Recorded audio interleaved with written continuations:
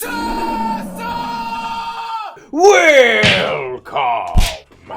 SASANs, to this week's episode of SASANs and Dragons, our homebrew house rule infested game of 5th edition, Dungeons and Dragons. I am Magnus Beasticus, your dungeon master for the evening. We have the losers back with us again, and so the main campaign will continue. Let's find out who we are adventuring with tonight on SASANs and Dragons. I'm Thunky Beerbot, and don't let my facial hair fool you. I am a female mountain dwarf druid. I come from a long line of beer brewers, hence the name Beerbot. I had a mostly normal upbringing in the mountains of northern Melibrius, and I've always had an affinity towards animals, not so much the ruling races. I have many fond childhood memories of wandering the local forests in search of new furry friends. Eventually, on the advice of my parents, I enrolled in druidic studies and began honing my spellcasting abilities. My instructor, Elder Dalbrook, was a highly logical man and taught me my most important life lesson, that even though nature is beautiful, it cannot exist without chaos. There isn't a day that goes by that I do not repeat that message to myself. I understand that not all beasts can be tamed, and sometimes I will have to battle one. I don't like to admit it, but this happens more often with my new family, Oren's Obliterate. But I will stop at nothing to ensure their safety, and I may cause some chaos in the process.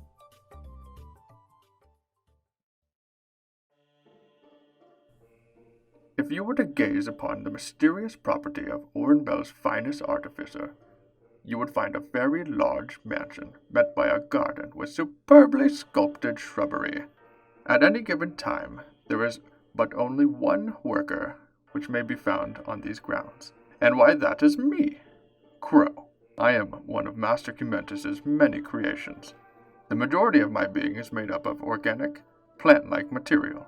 The rest is mechanical.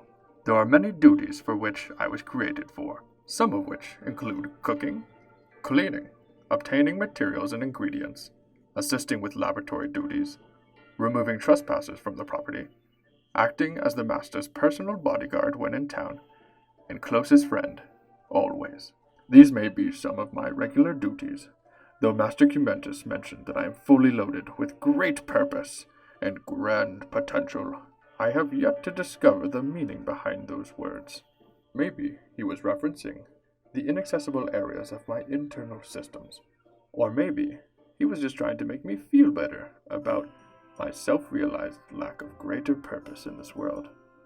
Or maybe it is a metaphor for the many journeys he planned for us. Either way, I seek to discover the true potential of my being. Hello. I am Varkir Invictari. I am an Aasimar of the clan Invictari at Barathor's Reach. To explain more about myself, I must first explain the world we live in, full of angels and monsters that toy with mortal lives like cheap coins. I sought out to rid us of the need to constantly appease these beings of considerable power. Even if all the world is my enemy, they will thank me when the work is done, for I believe in the strength of my fellow mortal. We have turned the tides of battle with nothing but one act that has spiraled out to a glory that is yet to be rivaled in this day and age. Kalinor, my right hand, my sword and shield. Altero, my left, my bow. All the others were dear to me, just as my mother and father. The angel that speaks to me in my dreams warns me of the dangers of what I do. But I know my path is virtuous, though I cannot say the same for the company I now find myself with. They may represent the truest of dangers, or the brightest of futures. Time will tell. My name is Herchek Bane. I am from the clan the Frenzied Bear, whose home is at the northeastern part of the Shattered Peaks. Growing up, I was split between two tribes, fighting over the land we both tried to call our own. My tribe's battle mentality was of pure carnage during warring, praising an unknown entity that I personally detested. My father, Urkhelm Bane, was fourth in line to be chieftain, known in the tribe to be a fierce warrior on the battlefield, and to have saved many lives in combat over the ages. He has but one mighty secret, which is where I come in. Born from a forbidden love with a mighty warrior woman from the clan the Roaring Tempest, my tribe's rivals. My mother, Rakir Stormwill, the Roaring Tempest. She was a brutal warrior on the battlefield and a kind priestess to those in need. Her deity, Regentia, as a weapon as well as her shield, is the goddess I now follow. After years of secrecy, I could no longer hold back my rage. During a battle with a fellow clansman, I unleashed my storm-bound fury. Luckily, through the deeds of my father and the tribe, I was not sentenced to death on the spot. I was, though, cast out from my clan, exiled, never to return or show my face around them. My title in the clan removed from me. One day I will return to my homeland and take over my clan to show them that there can be peace amongst all tribes. Unity is what I seek for the Goliath race, and I will achieve that goal, even if it takes my life. Play those character head drops. All right.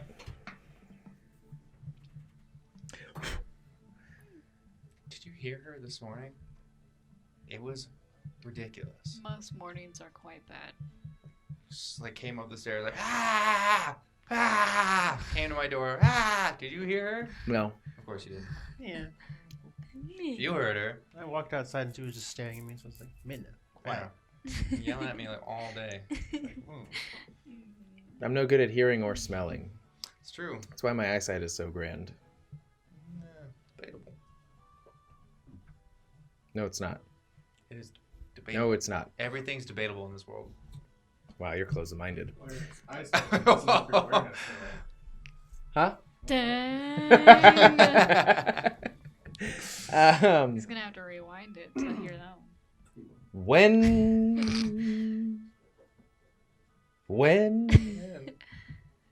last we left our heroes. When last we left our heroes of Oren's Obliterate, they had destroyed the defenses of the second of the 3 Denebron camps in the floating forest, and let in its hordes of nightmare creatures to ruin the base. Only a few copper-clad personnel left. Oh, only a few copper-clad personnel left.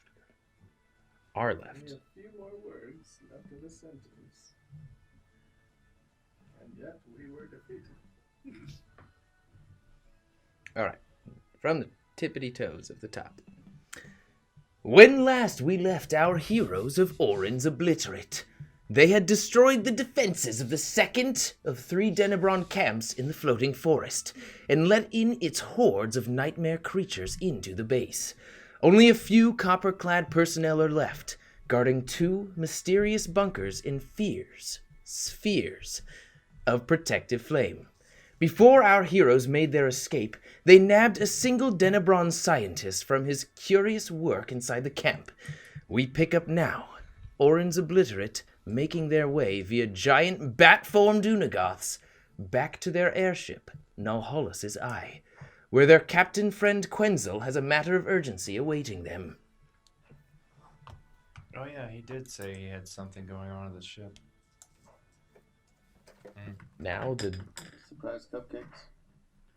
I hope so. A bit of a situation. If I get a Show up if I get a stern breeze on me, I'm probably gonna die. a stern breeze. Stern breeze. just like Whoo! mummy eyebrows form in the clouds, and just Yeah. like they look very stern. So Vark here, riding on top of the temporarily befriended Unagoth, with a heavily wounded, near permanently damaged arm of Crow in the Unagoth's clutches beneath Vark here. A second Unagoth, Thunky, shaped into an Unagoth, carries Herchek with a knocked out, feeble-looking scientist man. Oh, now he's knocked out. Well, I mean, he doesn't have a cloak, and so I think you also knocked him out last session, so he's like double knocked out. As you guys are mere maybe minute away from the Belbanus tree, with Nohalis' eye parked around its massive sort of trunk, you can still hear the burning and the sort of creature cries from the camp behind you as you waft your way into the... Okay. How far are we from the Eye of Nahas? Can you see it? From up there? Back here? Back here? Your Thunky's carrying you. Yeah. I would like to. You're in my- denial, delusional. I know. I just woke up from this thing, so I'm all over the place. I'd like to use this opportunity while I feel like I'm floating through the air. Well, I am. To put my hands together and focus on healing my body parts with wholeness of body. Okay, you put one sort of still perfectly shaped wooden hand, and you sort of like force your fingers into the mangled other hand after taking the massive amount of damage from hitting the guiding light pole. And you And then ninja I symbol. rub my hands on my body and do a little dance like Tino. Bob's Burgers. Bobbin and Burgers. Okay, what does that do? I regain 18 points of health. Okay. And Varkir, I believe that you had notified the group on your way back about the message Quenzel left you in your mind. Yeah, I already did that last time, yeah. So you know that there is some news waiting for you. The trip does not take long as the dark silhouette of the massive tree starts getting larger and larger, seen through the fog, arcing around the massive trunk of the tree. You start to see the fog-wreathed silhouette of Nohalis' eye, just shifting back and forth from its anchor point on the base of the ground of the floating forest. Get ready. I'm gonna grab. The Unagath is at your command, and you are, yeah.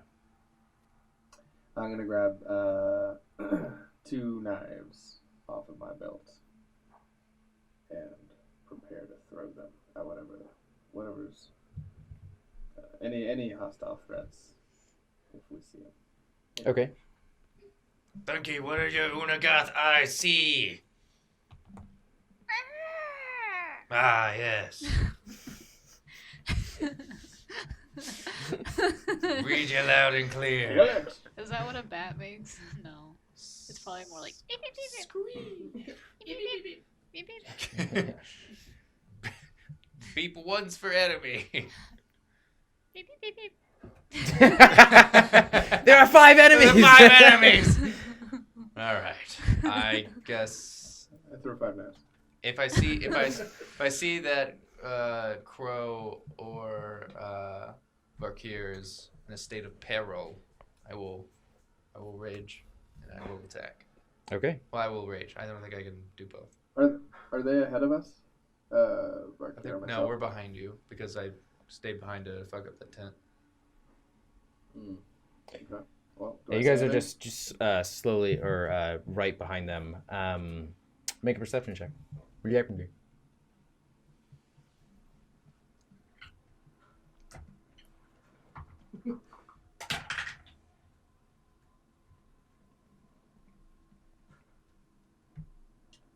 Uh, 17.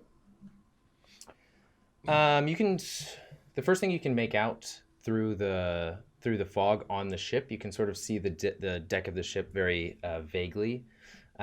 Is the sort of like purple glow in the intersections of Spectromir's armor, and a feathered humanoid standing next to her.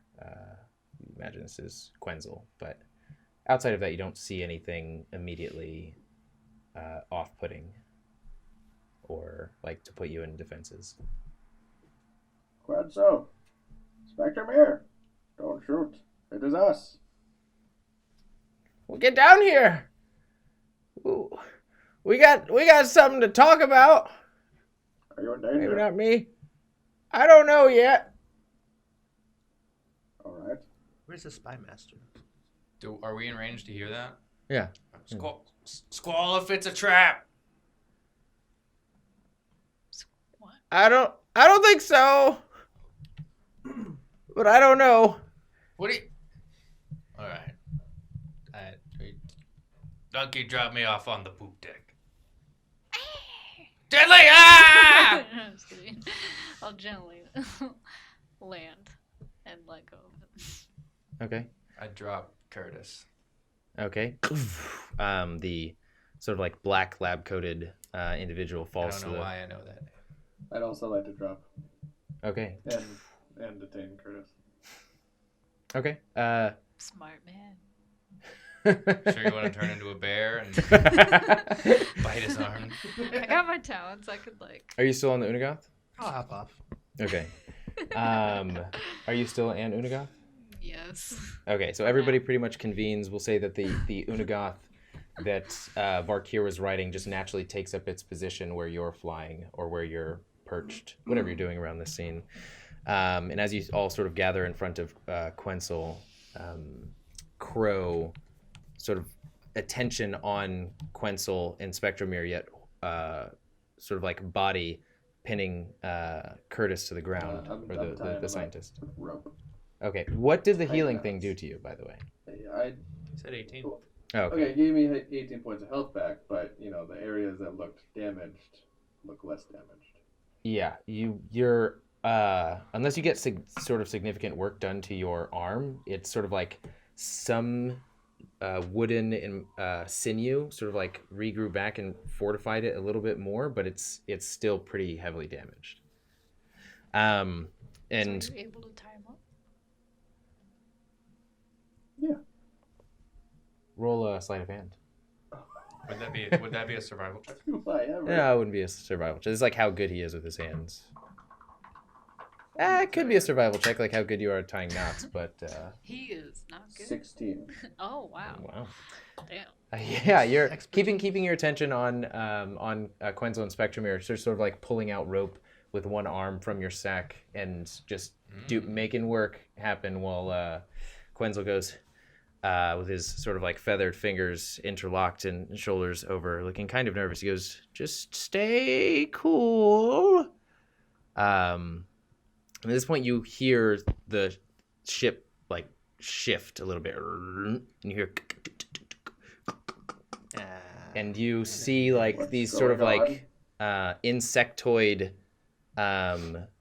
sort of appendage wrap around the side of the ship, and another one and another one. And this small form sort of starts hopping up and around and over the insectoid arms, and sort of like crawls up Quenzel. Do these things look hostile? So far, it's not necessarily hostile. Like, it's definitely, there are many things that are grabbing the ship, and it seems like it sounds as though multiple different entities of different sorts are climbing the ship right now, but the small, most mobile aspect of it is you see this sort of like caterpillar with a tail. It's actually a mammal. It's a squirrel. It's hard to point out. It seems something wholly different than both, and without saying any words, you just sort of hear in your mind, "Oren's Obliterate. Too much has changed, and you are called upon. The one known as Carnagal directs our mass and melds with our thoughts. He says, we can feel we are upset with the copper poison spreading its malfeasance and upsetting the structure of our chaos. The Connected One trusts you, so the trust permeates for now. And you can see the now, it does look like a combination of a squirrel and an insect had a baby, and it's this sort of like almost like symbiotic new form of something that was once familiar to you, standing on Quenzel's shoulder, and Quenzel's just sort of like leaning to one side, trying not to freak out right at this point. Thing is, with buck teeth and... so yeah, he stopped by. Carnival? Says he knows you. Or this thing? I don't know anymore, man. Was it some ferret? You see it on its shoulder. Like, it seems as though the voice in your head is being directed by that thing. Wait, so that the caterpillar mammal thing is not talking. We're just hearing things in our head. Yeah, it's the same sensation you felt, only the voice and essence is changed a bit, as when Carnigal would speak to you guys. I'd like to do an insight check. Okay. On the voice and that caterpillar thing. Okay, go for it. Roll. I guess, can I walk up to Quenzel and hold my hand out and be like, hello there. I don't think we met before. What's your name? It hops off of Quenzel, in which case you hear this from Quenzel as it just sort of like runs up your arm and Okay, rests all right. on your shoulder. Yep. I don't know what you are, but... I have no name. For your sake, Carnigal will suffice. I don't know. We I was are actually many. asking for the Arakocra's name, not yours, but I do like your name as well, Carnigal. I've never heard that name before either. The DM misunderstood that moment, and as the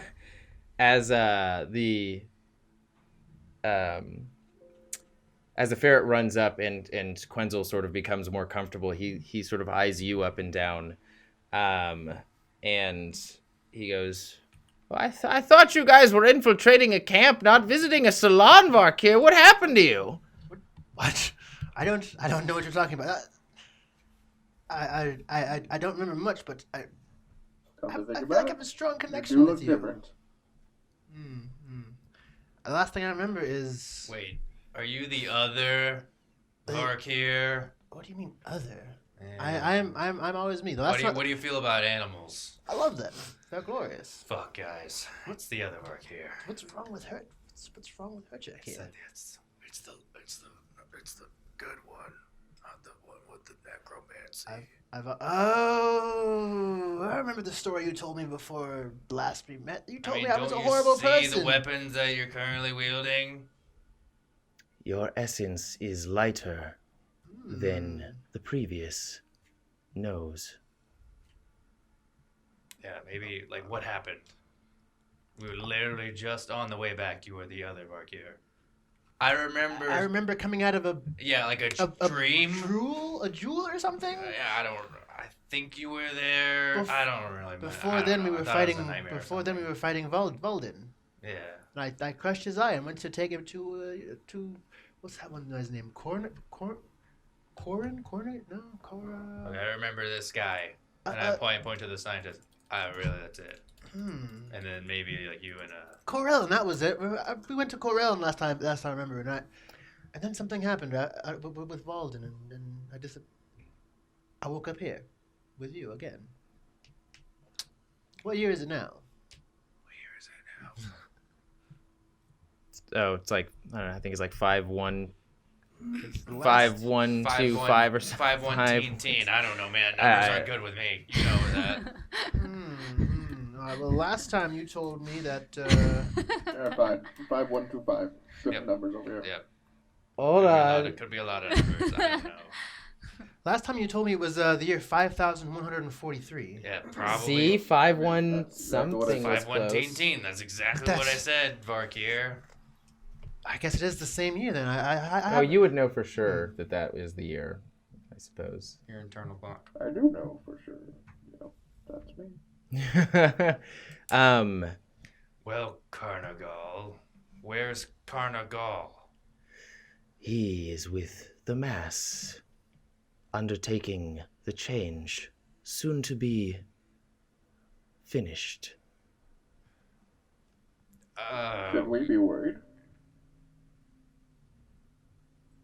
We do not think so.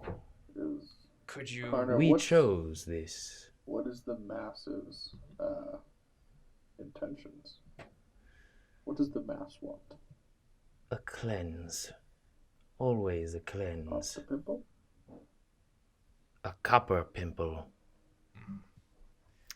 Time is short.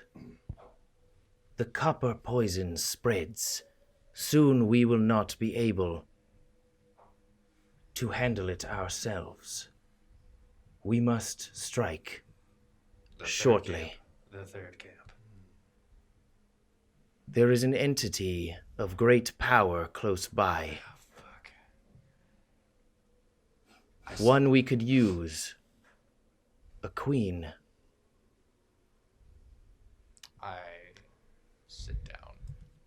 I'm gonna change out of an Out of Unathos. exhaustion. Yes. I'm at 6 health. I'm sitting the fuck down. I look around and I guess, do I see Spectrum here? You do.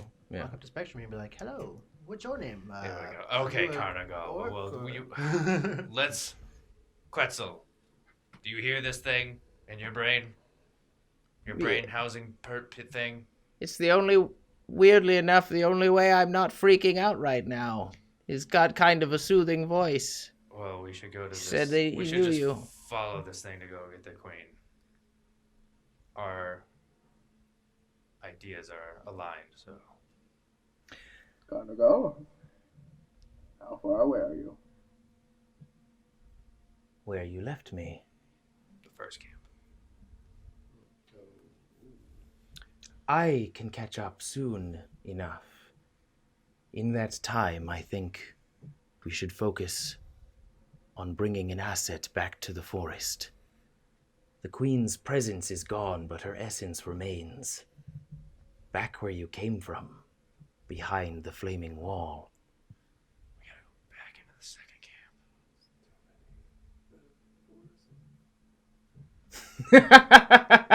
camp. That was quite literal. We just gotta go back into the second camp. There's the queen's essence there. Somewhere. And what do we need with the queen's essence? Are we to take this to Carnagal? I believe she is trapped. She is an entity of her own, with control similar to mine through different means. Did we happen to see... You may know her as an Unagoth. Interesting. Sort of leans over to Funky, and he says, "You may have heard her voice."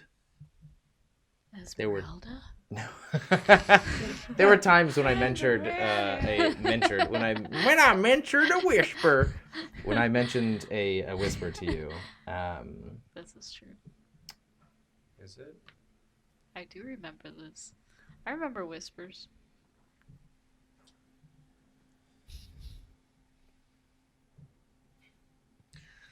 Well, I'm pretty beat up. I'm gonna take a short rest here before we go back. Kind of let maybe the firewall go down.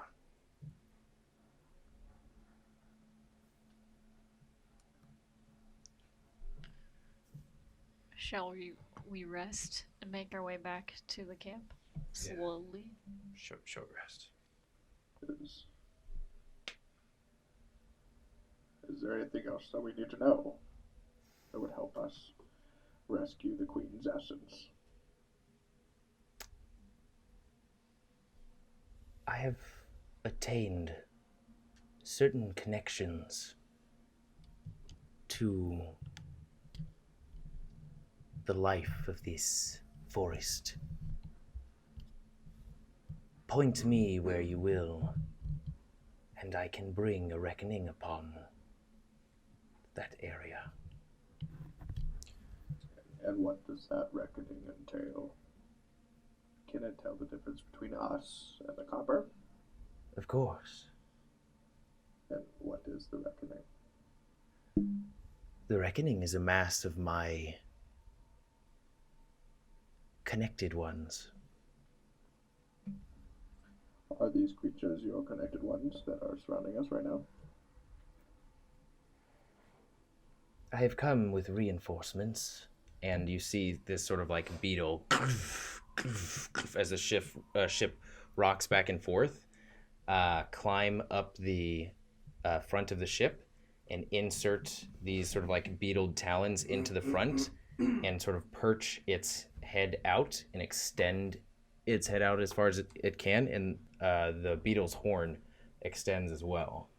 And many different massive mosquitoes, sort of wings pointing away from the front, almost like directed to emphasize like the ship can go faster. The beetle is effectively a ramming figurehead, and it says, "My forces are currently in the camp. They need a little bit of direction. I am a beacon for them, and will be of great use in saving the queen." Let's take an hour. I'm kind of confused. What are you confused about? Are you breaking character? Yeah, I'm breaking. If you're confused, then So, sorry. We are talking to Carnigal. We're talking to an entity that is a part of Carnival. That is where Carnigal is, where we left him at the first camp. yeah, And we need to get the Queen's essence from the second camp. yeah. But you said that the Carnigal is a beacon that like enhances his. No, this form is in like the insectoid ferret that you're speaking to is a beacon Then that effectively can like more powerfully control the forces around it, as opposed to them being like mindless. you're The saying closer, from the perspective of that thing that we're talking to. yes. We need to like protect that. I need to practice speaking as like this one. Okay. I think I get it. And then we're just going to save a Nunagoth. Potentially. Okay. I'm with you. It's the forest. All right. What do you guys shop to? Well, I think we should use this new ally as an opportunity to, stand watch while we rest and then we attack when we're ready. Hopefully soon. Yeah. I'm already doing it, and I lay back. Are you taking an hour? How long are you taking? How long is the short rest? Let's see. With a +3 Constitution, just half an hour. I'd say half an hour for most all of you, except for Varkir. Okay. Oh wait, I don't know. I don't have your stats on hand just right now. Yeah, I'm looking them up. And Constitution is still the same. Not. Yeah, then same. Just a half an hour for everybody but Varkir. Well, I'm gonna use this time to actually take off the scale mail and all the dark things, especially the bag of menacing things, and put that in that folding bag. And Spectromir is watching you. You found that this individual did not respond to you immediately. Was just sort of like looking you up and down as you were presenting yourself to her. Didn't even give you the light show that she normally gives others, but she's as valiant as you may be, a new presence to her. I take the black book off my waist and look at it. It's damaged. I wrap it up extra tight though, and I put it in the bag. Then I pull out the atlas and put that in its place. Okay. And yeah, and I take out my How did greatsword. you get the Atlas orb? No, not the atlas orb. I have the Atlas of the World. Like Oh, the book of okay, maps. okay, gotcha. Yeah. Yeah, so I just put the Underdark Tome away and put the Atlas Orb on me. I wrapped the Underdark Tome really, really, really good, so it doesn't open up in that freaking in the bag.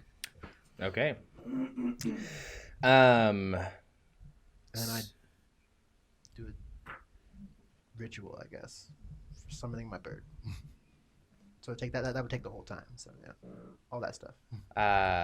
In some of that time, you've noticed, for anybody not resting, that there is this sort of like odd calm to all of the insoiks. Man, there's something wrong with my anyway. That have gathered around and have almost like reinforced this Nahalis's eye. Roll a perception check. Who all is taking a short rest? I am. That is a 1. I am, but I'm going to go to the It was cocked, but I'll crow's take the one, nest whatever. and do the huge. You a sentry up there while resting. you're not going to use your like hit dice to heal yourself? No, I will. Oh, okay. But I'm just going to be Sentry up with this. Yeah. Okay. Top. You also roll Keeping a watch. Pardon me. Roll a perception check, Ron. I already did. Are you rolling your I hit got- dice? I got a 1. I have Stone's Endurance. Was it cocked? No, but What does that do? I'll take the one, whatever. Do I roll a perception check? What? Do I roll a perception check? Yeah. Wow. Stone's Endurance. Reset maximum HP changes during this rest. Wait, reset maximum HP during a short rest? Yeah. Guys, that's incredible. A short rest is a period of down. Oh, recover. Because that's what I'm getting out of it. Damn. Wow. And that's only for until I take a long rest. And then I'll recover. I don't know why I didn't do it. That's incredible. You see Herchek's wounds just like rapidly start to heal over as just like small lightning traces are almost like seeming mending his wounds together. All right. What did 1. I thought it was cocked. 16. Oh, 1. You notice on the top of the blimp form that there are 3 sort of almost like crickets with these organic looking mounts on them. It almost seems as though their carapace has been formed into a seat around their shoulders. Giant legs, 2 sets of them, one more massive than the other just sort of like a smaller supplementary set. Large sort of insectoid eyes, just sort of like resting there, like grabbing onto the rope. That's about it. And I assume that these are part of the Legion. the Legion. Yeah. Okay. About 20 minutes throughout this rest, you just see. Wait. Can we call them the 3 cricketeers? Sure. Yeah, the 3 cricketeers.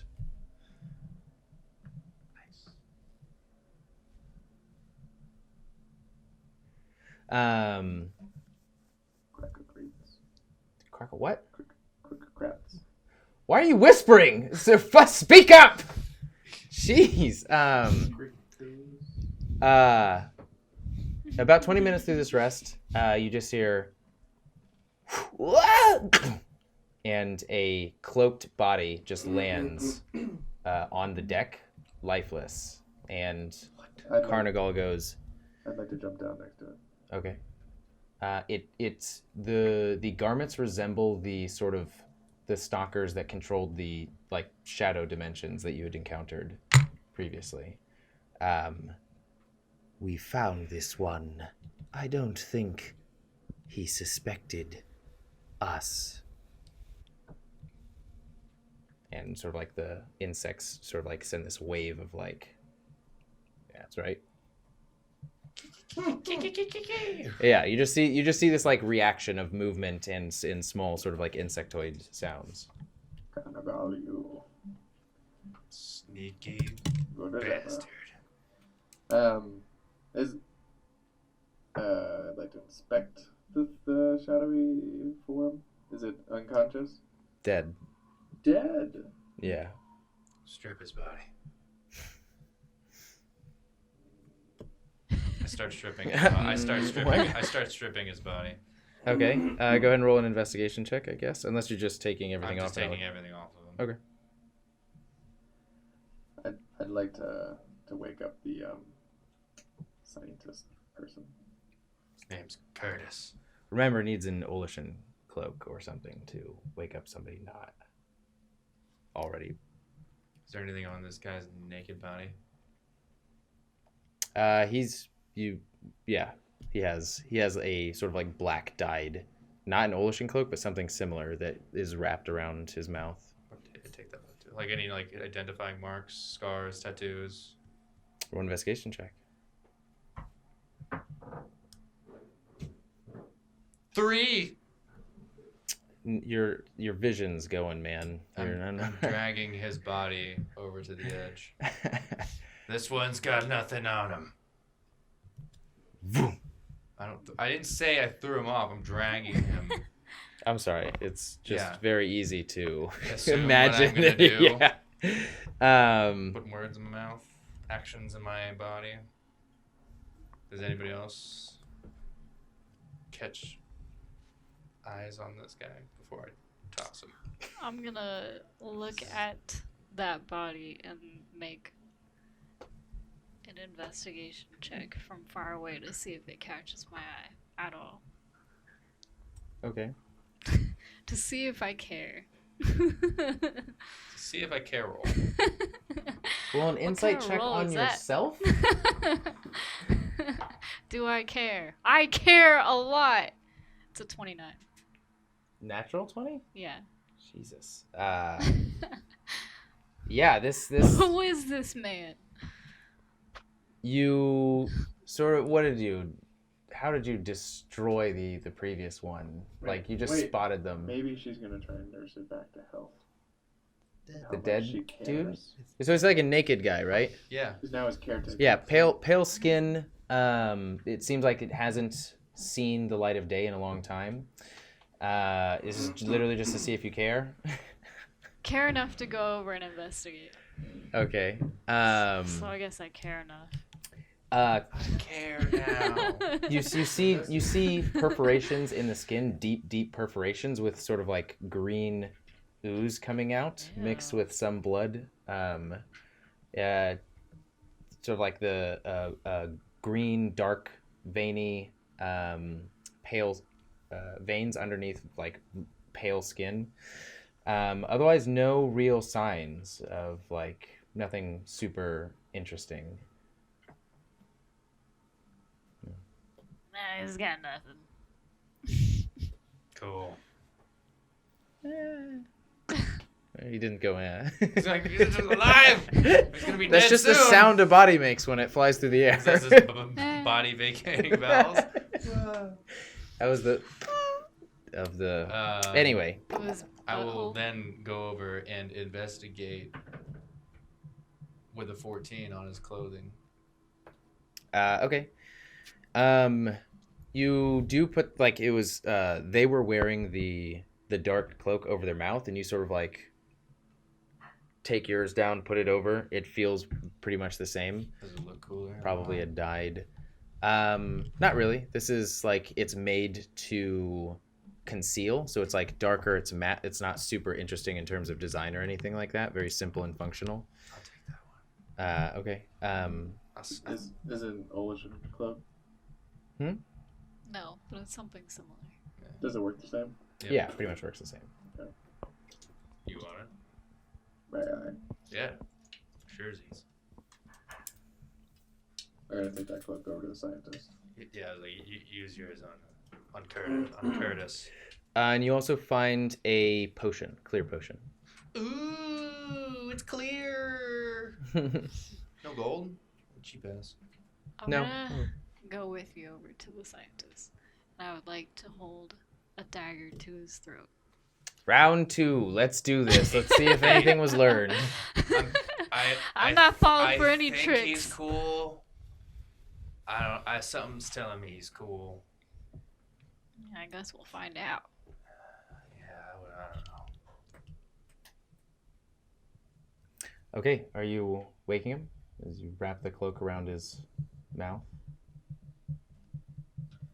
Yes, but just to start off, his feet are tied with rope. Just his feet? Just his feet, huh? And his hands. Just his hands, huh? As you would detain someone. In front or in back? And it's like you almost... The thought barely enters your mind as you're tying this rope around him of like... The previous person you didn't tie up was like a pretty stout individual who had clear signs of like physical prowess and like the life of a soldier. This guy's like 70 years old, is like barely done any physical activity, and so it's just like Aww. you're taking very thin sort of like sticks of meat and just wrapping them in rope, and part of you is like, I mean, maybe this is unnecessary, but the other part of you is just like, it'll never happen again. I'm not letting this, not this time. Protocol now. I'll walk over with them as well. I'm gonna slap him in the face. Curtis. What? Curtis. How do I know your name? How do you know his name? Start shaking him. How do I know you? I don't. Herchek? Yeah. You and I have. I don't know. Where am I? Where's my lab? My work? I destroyed it. And now You have no idea what you've done. I have no idea why I We know were so you. close. Too close to So what? close. To what? Creature? I saw creatures. Fabian would Fabian kill me Bile? if I told. Who's Fabian? Fabian Wild. Really?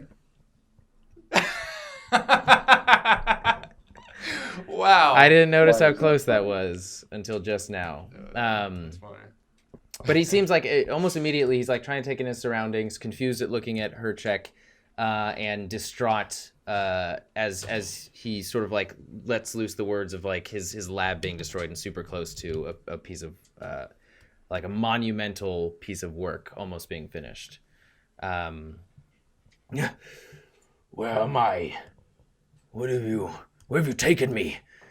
Are the samples still there? Maybe. I don't know. We kind of got out of there in How that about hurry. this? You answer our questions, and then we'll answer yours. We'll Depends on the cooperate if you question. do. I've got nothing else to lose, I suppose. All right then. I'm gonna put the dagger a little bit more into his neck. Alright, that's not necessary, is it? I don't know. Do you want to live? Is life necessary to you? I absolutely want to live. That's why Then I don't answer think the this questions. is necessary. Yeah, well, we'll see. Cooperate. All right, roll an intimidation Here we check. go again. We got it this time. Yep. The best ones to interrogate. Mhm. Oh, Nice. off to a good start. What that roll? Didn't roll in the box. But if it's high, it counts. That's not bad. Does he get a bonus roll? Why do I have a -1 to intimidation? Oh I'm my intimidating. God. I'm intimidated. Intimidating. Would he get an advantage since there's a Yeah. dagger in his throat? Yeah, I'm helping him. Roll it Sure. Wow. You're like saying no now. again. Ooh. 3. No, you go with the advantage. 10. Welcome to the. My work is the most important thing in my life. If you can promise me that I can continue and make good on your word through some proof, I'll give Wait you a any minute. information that you require. What did you Let's say? let's You know we have a lab. let's start with our questions. How about that? Do- Hold Do- on. do you hold know on, we have bro. a What lab? did you just say? Something about a promise.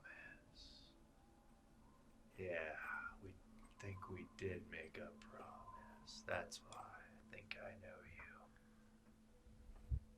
Will you protect me then? Oh, fuck no. Get me back to my lab? Maybe. Start answering some questions. That's You guys aren't very good at what you're doing. We're in a Hold on, very hold on. scary forest. We'll do our best to get you back. I Has- can promise you that. Roll a deception check.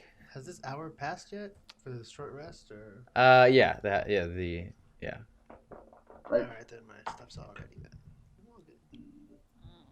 Right now, we have 2 missions. We are Hold on, what did you roll? 13. That's enough. That's enough. It is. I don't know if it's your mutton chops or your Thank feminine you. guile, but I would appreciate it if you escorted me back when this is all done. We can try. Thank you. Yeah. I'm telling you, All right. I got this feeling he's okay. well, He seems like an okay dude keep so circling back to him, not So- giving us what we want. You haven't asked any questions, to be perfectly fair. Can I walk up to Curtis? Since I'm Yeah, sure.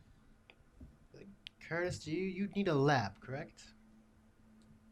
Yes, for my great work. I seem to remember. Do you know of an inventor named Humentus? In my time learning in Denebron, in uni as they call it, I had heard many great things of Cumentis. His and my work differ, but he is an inspirational mind, to be sure. Well, Crow here that you've been talking to is one of Humentus's creations, and we also happen to have a lab built by him. If you'd like to work there and maybe support us a little bit, we could maybe help you. Roll persuasion check at advantage. I'll just take these 2. Oops. So that's a... Oops. Destiny tells me not to trust you all. What is persuasion at? Oh, so that's 19. Wow. I'm actually persuasive. You're a charming young man. I thank you. I try hard. My parents raised me well. This one needs some work, though. He is learning. I'll answer your questions if you can protect me from Fabian's rage. You'll be safe in Orenbelle. I promise you that. We'll be safe on this ship, so stay here. I hope your lab is someplace either outside of Orenbelle or secured from its prying eyes. I fear it wouldn't look well upon my work. Do you like subterranean labs? It's a secret lab. Like Dexter's lab? Not so secret. Knocking everything. Let's remember, it's my lab. Yes, it is this Yeah. this one's lab. I I'm guess. gonna whisper to him, like, away from them, Okay. out of earshot. We don't actually have to give it to him. We're just promising it. Well, now. we're not giving it to him. We're just Any useful information. we're just Yeah, letting we're him use it promising to it help us out. now. Not giving it to him. Yeah. It's like he can use the lab. Yeah. And he can help us build stuff. But let's not bother my things.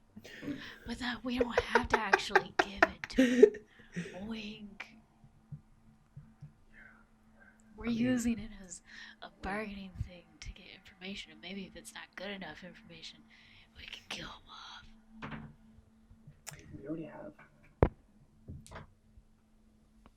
Why can't we just ask our questions? Yeah, now you can ask your questions. He'll be more obliged to answer. Okay, let's go back. Now we're coming back. Everybody To just looks ask like, him questions. why Yeah, are we're they just standing like- over there sitting there? Yeah, I'm just like whispering? staring at him like, what did we do? Ask him. What do you want to know? We're looking for an Unagoth. He's supposedly being held captive in that camp. What do you know about that? Were you conducting work on an Unagoth? Not yet. I was soon to progress to that stage. The other creatures held captured there were fine enough specimens. What exactly do you do? I'm a biochemist by trade. This line of work is new, but very interesting to me.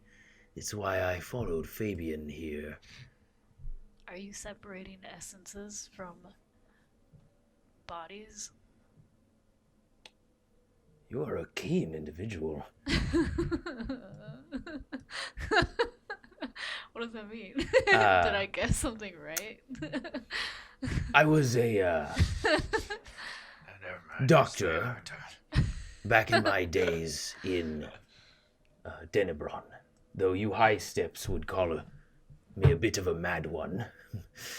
I work across many different species and have learned an eclectic great deal. I was the most passionate of those in my profession. Fabian needed that trait for this work. This isn't just interspecies biochemistry. This is the work of dark possibility, though you high steps would call it nightmares. Don't worry, only in the most literal of senses. This... Well, currently I might be out of a leader. Out of a ruler, as Fabian tends to be. This nodding fog, as they call it. We believe when unconscious, it is able to bleed our nightmares together to bridge the gap between the real and unreal.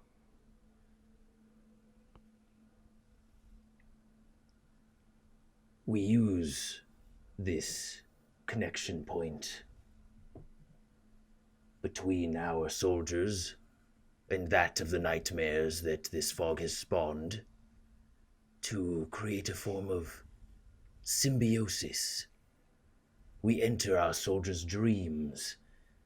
There, we provide the consciousness of one born of those nightmares and incept an idea, a simple one.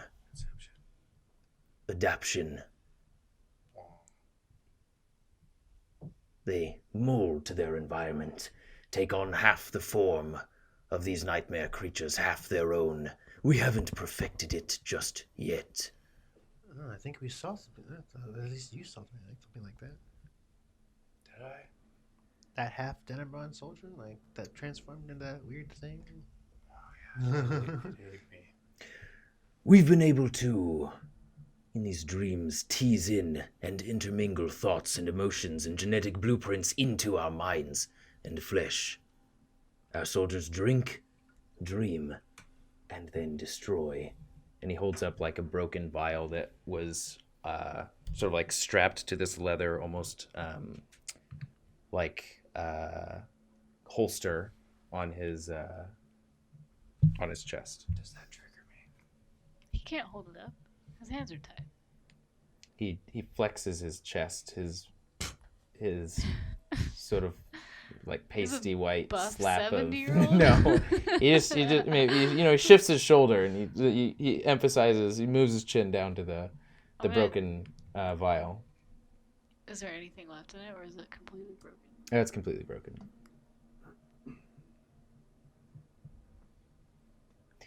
Fabian wishes to create an army of darkness.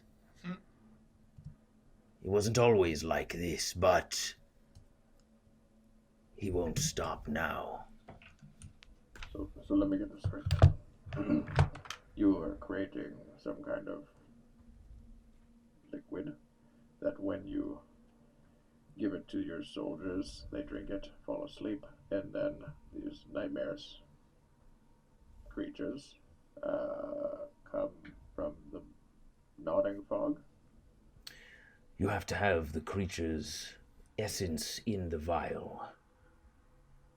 The liquid bridges the gap between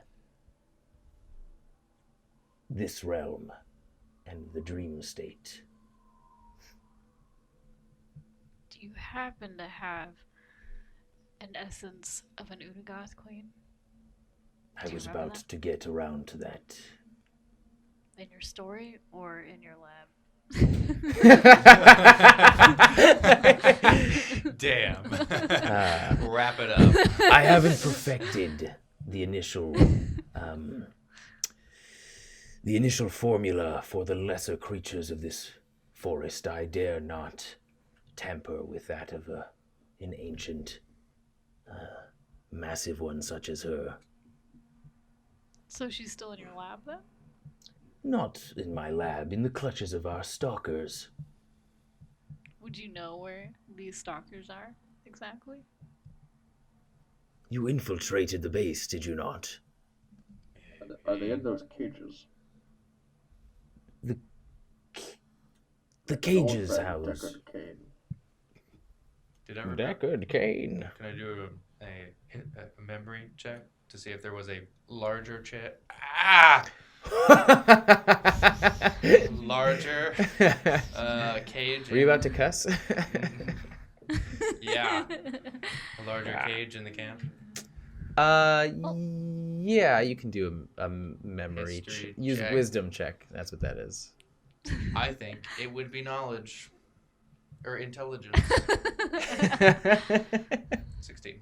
So we're using wisdom.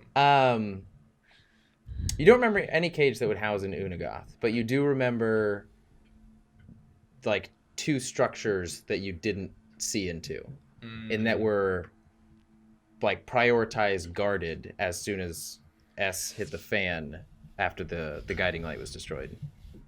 Yes, there are two buildings we didn't go into. Could be something in there. Did you just substitute one cuss word for another? Are you talking to me as the DM? I didn't do that in character. Instead of saying the S word, you said the A word. Yes. Whatever, when, man. when the ass hits the fan, it's like, wait a minute, why didn't you No, I said when the S hits the fan. Oh, I thought you said when the it sounds like when the ass hits the fan. It's like, I have two more questions, at least. I would like to say that we have time, but I fear Fabian's ambition does not wait or rest. I would make them quick. And Carnigal goes, I mirror this sentiment. How do the individuals, I've been sucked into the darkness, how are they doing that? Denebron soldiers, or... They are not a part of our ranks. They are new, provided by somebody that we picked up along the way. So that's not your research that enables them to do this? That is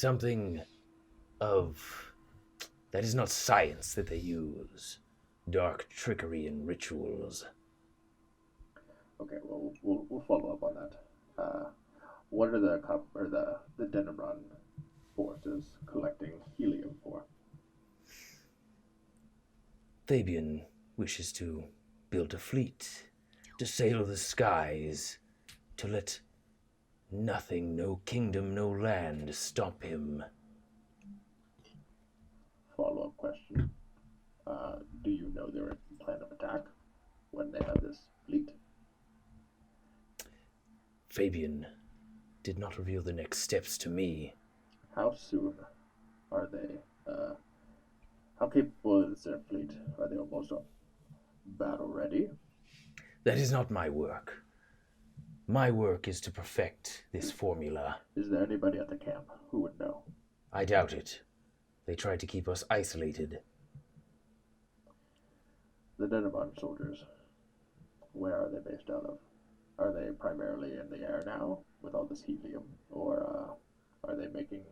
I am not their strategist or a general or a commander or anything of such rank. I focus mainly on this. That is all. Got it. And if we were to enable your research... This is more than 2, by the way. Yeah, well, I said at least. You're a researcher. You sure you know what that means, right? I slap him. He just takes it. I'm just kidding. So, to circle back, if we were to, I don't know, get some of your technology that would enable you to do your research from the camp, would you be willing to travel back to Orenbelle with us so you can further your research and share it with Orenbelle? If we make it out, yes, alive, of course. I do doubt that Orenbelle would agree to my line of work in their city. Beneath their city. But I see that you wear the luminary gems. There's a new leader at Orenbelle, and I think we have her here. I think she'd be open to our influence. So, we might be able to make a case. Okay, roll a persuasion check.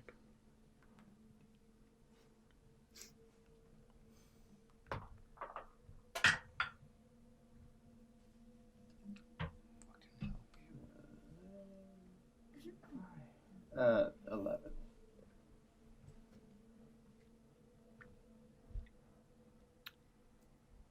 We'll have that dream when it comes.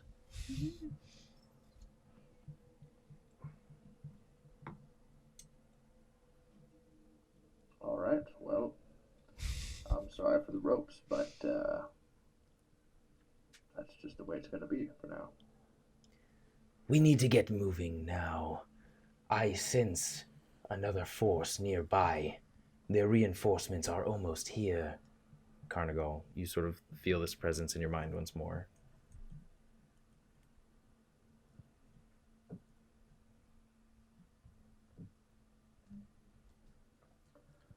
We need to move.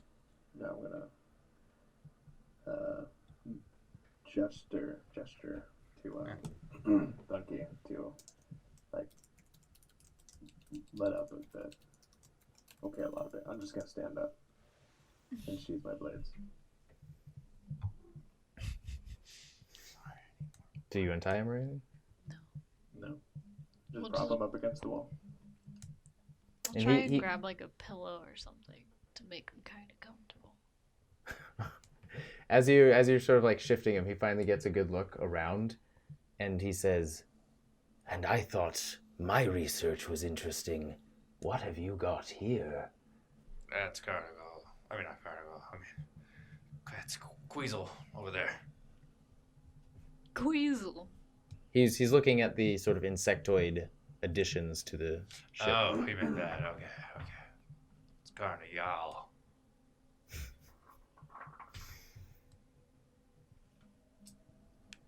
All right, then. Should we head out?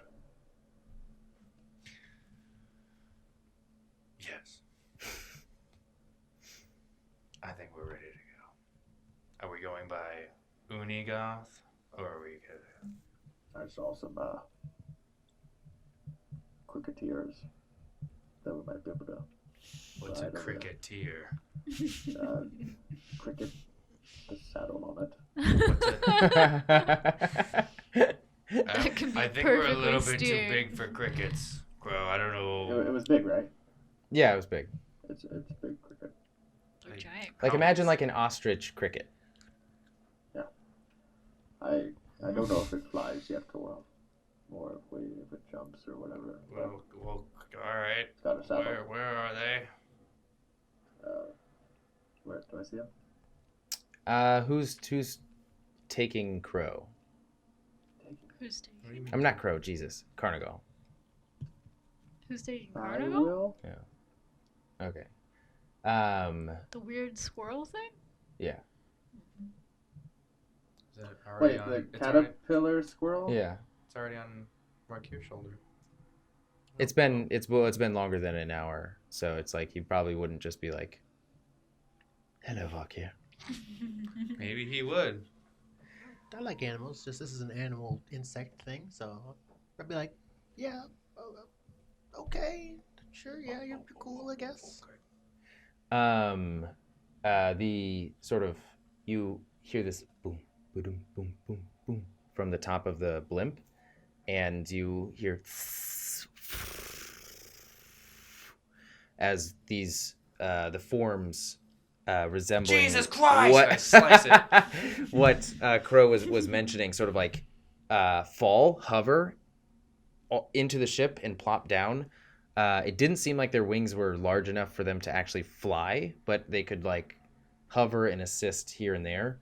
And the large legs all land on the deck of the ship.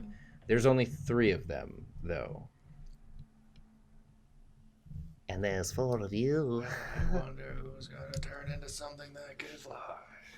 No, I'll take a cricket. It does seem like there's only room for 1 person. Like they wouldn't be able to carry anything or anyone. Alright. I'm gonna wild shape Wait, into like, an Unaga. in addition to the one rider. Yes. Would you all like me to turn into an Unagoth? Would that be best? I think that is obvious. Okay. I'm gonna carry this stick with me so I can communicate with you and maybe write things in the dirt to communicate. Where'd you get a stick? No, wait, no, I'm changing this. If you need to talk to me, only ask me yes or no questions. I'll do 1 screech for yes and 2 screeches for no. I asked you something earlier and you gave me beep beep beeps. Yeah, but we hadn't, put down the rules yet. So we're putting down the I rules said the now. rules. But All right, whatever. it was It's also complicated. this very guttural, wet, like. We're gonna try it out this time. How about you just stomp your foot or flap your wing or nod your head and you could There we nod go. your head. There we go. Yes or no. There we go. That's Yeah, silent. wow. Here we go. We got a plan. We got a plan. Good. We're going in. So, Carnigal, I think we should, call in that swarm you were talking about. Call it in. It's already there. I just need to connect to it. How long does that take? Proximity, not time. What? The closer I get, the more I can command. The farther away, it becomes more difficult.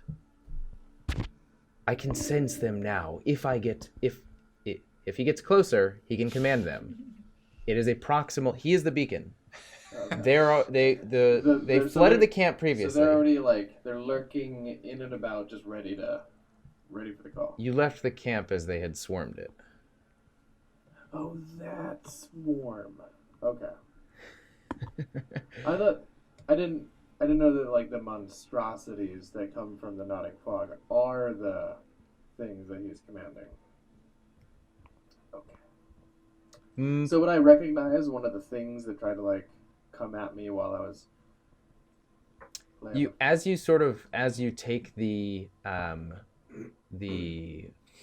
cricket and land on the base of on the ground, a few of the we just did it. the sharpened appendaged creatures that you've seen sort of like part as you land. There are only a few of them, maybe like 10 around this area. Then can we, alright, well, Carnival, I say, yeah, let's, as we're moving toward the camp, let's probably, gather the forces on the way so we can attack with numbers. Yeah. Okay. I did not create a map for this. This is going to be very theater of the mind. If you need extra description, let me know. I will know exactly what's going on in my mind. So it's up to you to ask questions. I remember the basic setup. Can we take a break and just do a map real quick?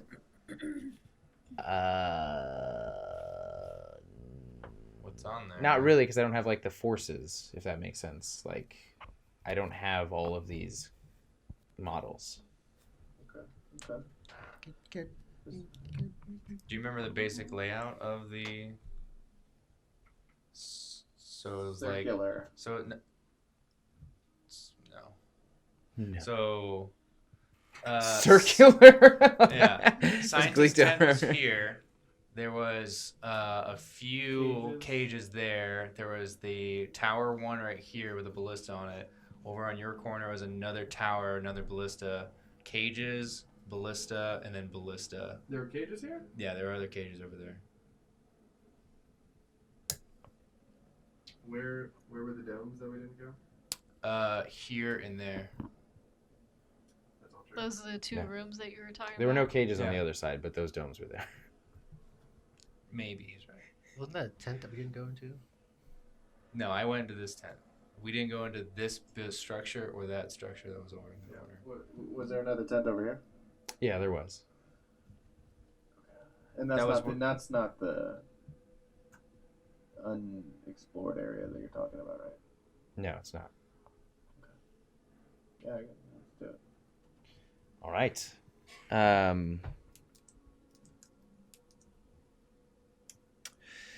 Okay, so what's who you threw on crickets? You are an Unigoth. Carnigal is with Crow. Spectromir is going to stay on the ship to guard. Stay with. I was just talking to Carnival, but he's with her. Before we had Yeah. left, I would have asked Curtis, is there anything you want me to pick up from your lab? Hard drive scroll? I'll give you- Didn't you destroy that? Somewhat. There might be something that's recoverable. Data. Tubes. There is a specimen inside. Specimen. Favorite sock. My favorites. Ugh. I do not know its status inside of the symbiosis room. You had taken me before I could find out. Could be dangerous. If you find any more vials, I could use those as well.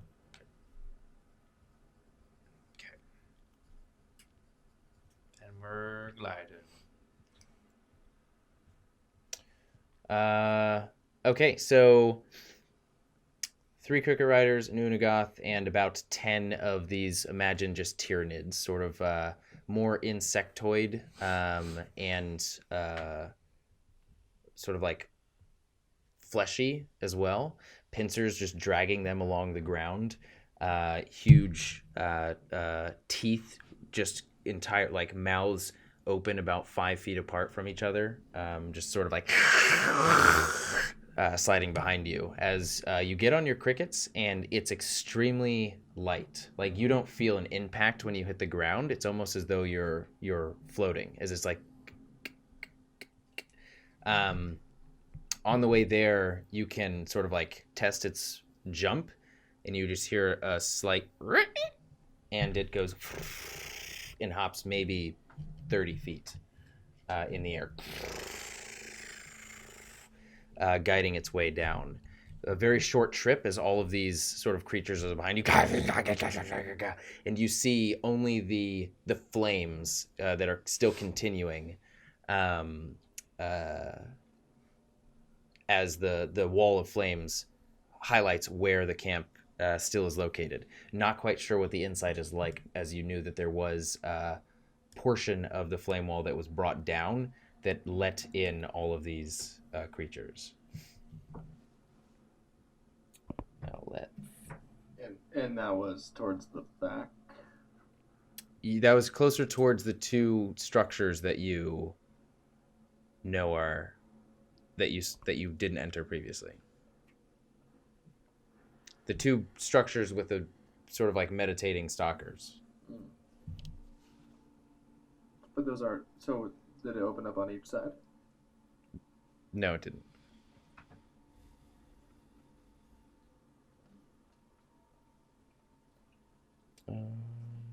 So which side did it open up on? The farthest one. I thought you had just asked that. The one close. Okay. He really can't do no maps. We've done it for so long. No, you said the farthest one, but to me, like, we came in from here, so they're equal distance. I'm sorry. You asked if it was the farthest one, and I said yes. No, I asked if the far side opened up, and I thought he said no, it opened up towards the... No, the far side opened up. So over here opened up black structure, black structure, flame sphere from the mage. Okay, let's get back in it. You are all Herchek. Light We're all here. Herchek? Yeah, You are all Herchek. Herchek, Valiant, Varkir, and Crow are riding their crickets that are just their ability to jump is just below the sort of like fire threshold of the wall that guards the second camp of Denebron, now seeming to be very obviously dedicated towards this sort of like shifting of and morphing of Denebron soldiers into creatures of nightmares.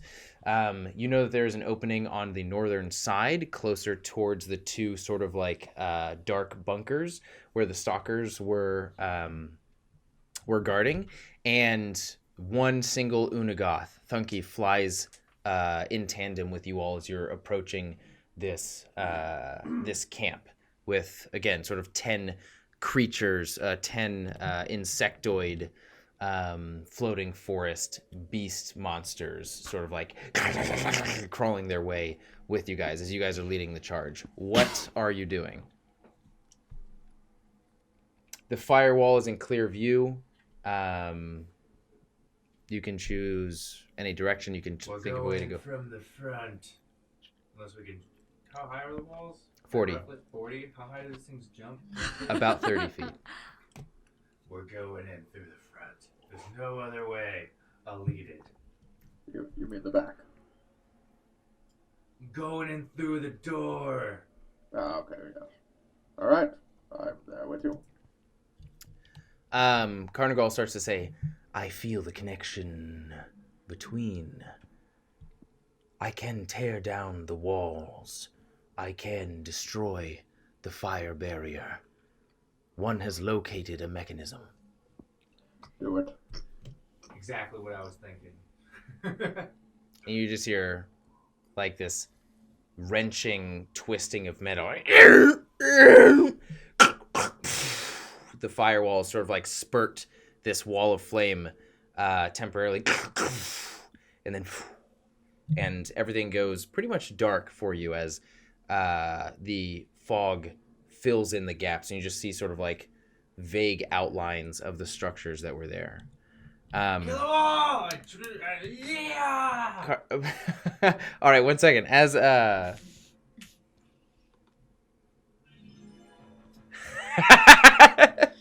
We're just gonna. I'm just kidding. We'll do another one. I don't think we heard this one. Wait. Look, I need to spend some time finding some new songs, but say that every episode. Carnigal, and it's true every episode. Carnigal goes, Quencel mentioned something about ballistas and needing them. This just seems silly. This music seems so Are you silly. serious? I don't know why. Is this Mickey Mouse? In Yeah, the rooms? like I We're feel in like battle now. yeah, it does feel like I have experienced this in I'm dire almost circumstances positive I've heard in this on Main Final Street at Disneyland, like to You're the not in fireworks Final show. Fantasy 12 is not a Disney property yet, and this is a boss battle in Final Fantasy 12. Fuck you, all right? No wonder. That makes a lot more sense. Do you fight a giant mouse with a wizard hat on? That's a little bit better. All right. Some more pop star Castlevania. Yeah, Quentil is like Carnigal is almost like everything is under this energy from Carnigal of just like passiveness. He's not really like, yes, let's get them or blah blah blah. And he's just mentioning like, I hear Quentil just rambling along the ship, being. Shut the fuck up. Rambling and being forlorn about a fallen ballista. And yeah, that's just he's in terms of fortifications of the ship, Quenzel just seems to be wanting to yeah. That's what I'm working to be able to play one day. Alright. So we'll try to recover a ballista for the ship. So the firewall goes down. You guys are maybe like 30 feet from the entrance, and Carnigal goes, yes, the connection grows stronger.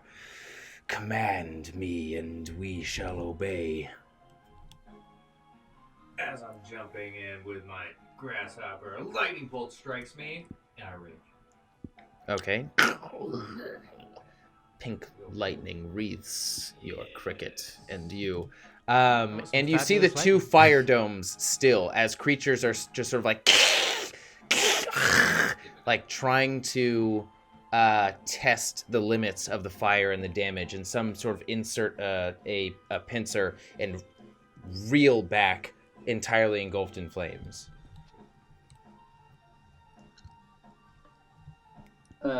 I am going to. Oh, these are not individual actions.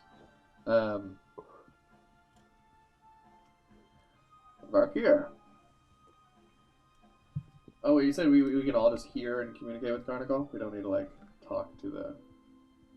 You can think to Carnigal, but you can't openly be like if Varkir is like 30 feet away and he speaks to Carnigal, you wouldn't be able to hear it. Okay. If I can see through the fog enough, I'd like to see if the those areas where the mages did their little fireball around the... Those are pretty... You can see like the dim glowing orange light of the two domes inside of the camp. Alright, then I'd like to circle around where the the lab that Herchek destroyed was, to the back side, and approach that fiery area from the back side. Okay, from the side that you originally entered in? Southern side? I don't know. If this is the front, then the left side. Okay, this side that... That now? Huh? Can we establish that now? Is this the front? That is the front where you originally entered. So that would Yeah. be, we'll just call it the front. South. We'll call it Alright, south. then yeah, the west side. I'd like to approach from the west side. Okay. Yeah. I'm going straight in from the front, the back, baby. Okay. Crow just sort of like storming in where the tent once was, passing the tubes that shot the fire to comprise the firewall. Herchek veering off to the left to go approach the front of the northern side of the camp. And as soon as I get within distance, just as it starts to become clear, I'd like to do one of those things where I like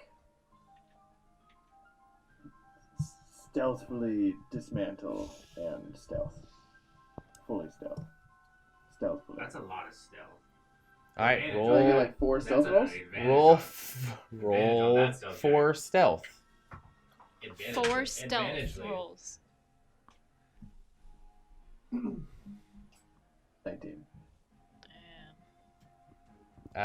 Okay, you're just letting your ride sort of like. Yeah. And I'm gonna think, into the- reach my arm out and think. Slow down, stay there. Move off to the side. Wait for me. Wait, that's a lot of... Your thinking does you don't feel any connection whatsoever, but it does stay still as soon as you jump off. All right, and you sort of like roll on the outskirts of the barrier of where the now trampled and entirely destroyed lab is. Both sort of like what once were glass cubes are entirely broken and shattered, and there is a thicker, denser fog curling out of both areas. Don't want to take up anybody else's time to move. We'll do. Yeah, I think that's what we'll do right now. Go ahead and roll. Natural. Really? Yep. Okay. 21. One. I had a 1 for initiative.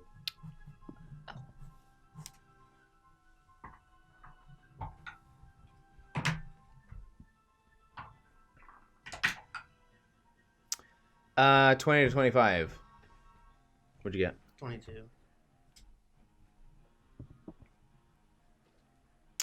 15 to 20. 10 to 15. 5, 10. What'd you get? 6. No. Oh, I take the second one? You take the first one, but the second one is just to determine our order. Yeah, don't I go first? Yeah, you go first, but you... But my initiative is +4. Sorry. What'd you get, Crow? So, 6. What'd you get, Crow? Sorry. I actually also got 6. But she got a higher roll the second time.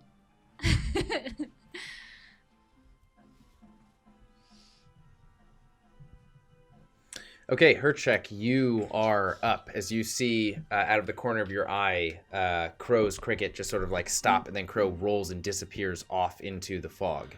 You veer off to the left, approaching the northern side of the camp, where the 2 domes are located. Two domes of fire. There are many creatures outside of the domes, still sort of like. Roll a perception check. Here's your cricket. 16.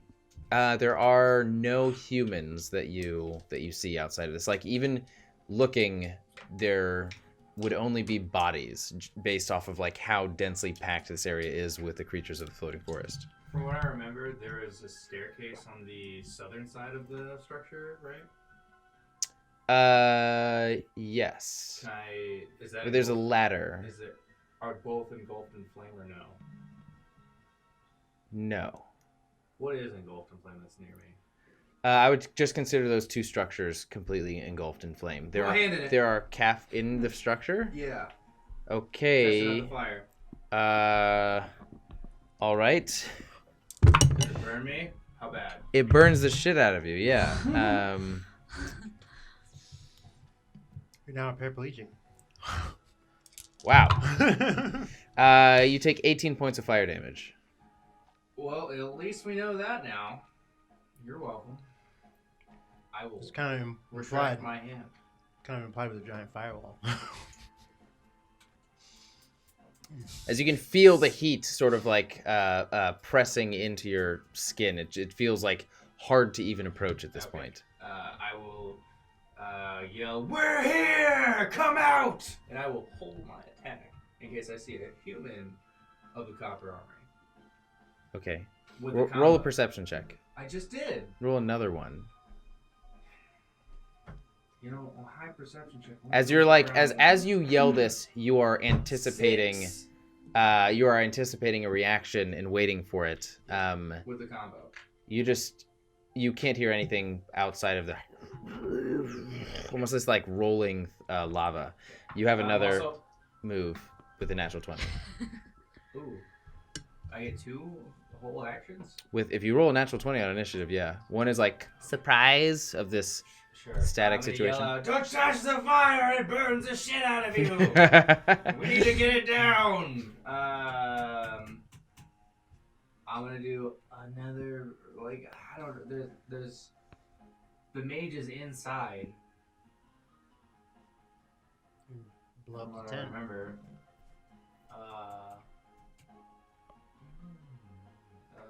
I guess, fuck it. I'm doing it. I'm running inside! Okay, roll a Constitution saving throw. Get 10. Are you on the cricket still? Yes. Okay.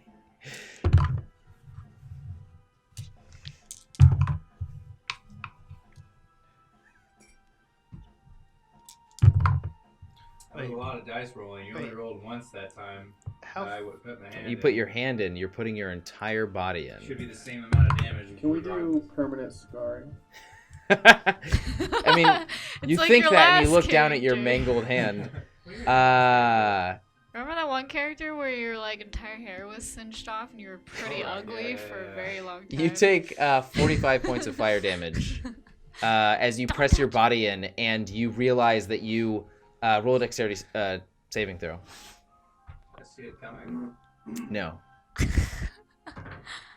Ooh, 20. Not natural. Oh, okay. You feel the weight underneath you. However light it was, it collapses entirely, and you land on your feet inside of the flaming sphere as you press your body through. Any hair on a Goliath's body, which there is relatively not much, your happy trail is destroyed. The leather on your of your armor is like almost permanently damaged. Your skin is singed as you pass through. You almost don't notice the pain coursing through you as you look down. Your feet are on the ground and your cricket is just in cinders. You almost unrecognizable. And in front of you there is a mage holding out his hands as you sort of see these like waves from the fingertips. These sort of like light red waves whipping out and adding to the flaming sphere around him, and his face is just like, yeah, congrats, buddy. The combo.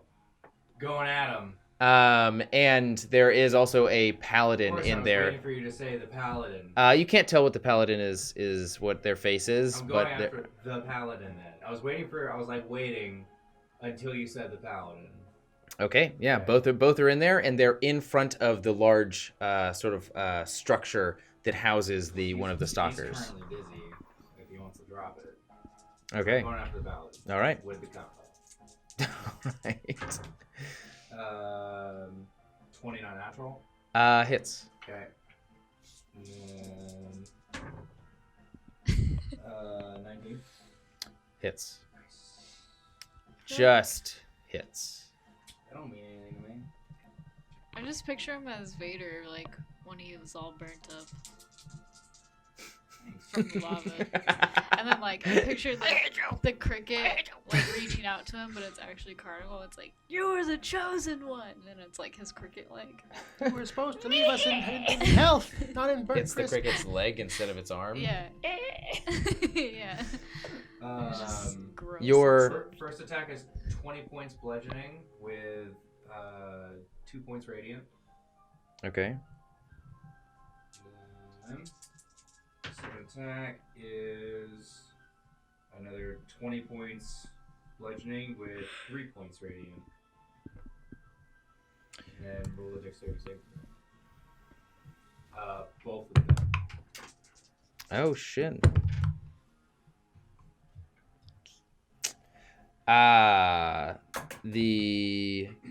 As you sort of like, what weapon are you using? Starlight Hunter. Okay, yeah, just like this pain coursing through you, turning your vision almost red through pain and anger. Rage sets in. Reggie comes to talk to you about how you're doing. Ragey? Rage. Reggie, how you doing, my mom? Oh, buddy! I'm coming to check on you. He's with. God damn it! Pinky. Hey, how's it going? I failed to mention Reggie, but he's a good guy. Anyway, Makes good rice. yeah, you sort of like take the Starlight Conqueror out and whip it up towards the paladin, inserting it through their shield, completely almost taken aback by your presence in here. They've been bunkering down in here for about an hour and a few minutes at this point. Was not expecting you. You insert the Starlight Conqueror through the shield and embed it sort of like into his neck ever so slightly, sink it out or like swipe it out and pierce it through his part of his abdomen, just through his plate armor. And it's almost as like he's not even defending himself at this point, is how surprised and taken aback he is. Then you sort of like, I don't know if you would smile or not, but you pulse the electricity into his copper armor, and it doubles the amount of damage as it. And that would get 10 points to the mage. Yeah. You sort of see this sort of like red speckle. Good point. With 10 points of damage. He could, you know. Didn't roll a natural 1. But yeah, you sort of see this like red spittle almost like pierce through the paladin's helmet. And that is your turn, as the electricity sort of like fuses with the fire a little bit, and you see this sort of like pink tinge to the fire swirl around and then disappear. I'm gonna yell, I'm inside! Ah, don't come in, though! Anybody else is just... My voice is going. Varkir, you're up. Oh, really? So, the firewall's still going? I guess? Yeah. Can I jump over it? Oh, no, I'm sorry. The firewall is not still going. The firewall was destroyed, or the mechanism at least was destroyed. The fire orbs that the two mages have consumed the rest of the presence of the Denbron army and are still perfectly alive and active. Okay, so I'm gonna go into the camp, look for... Where is it?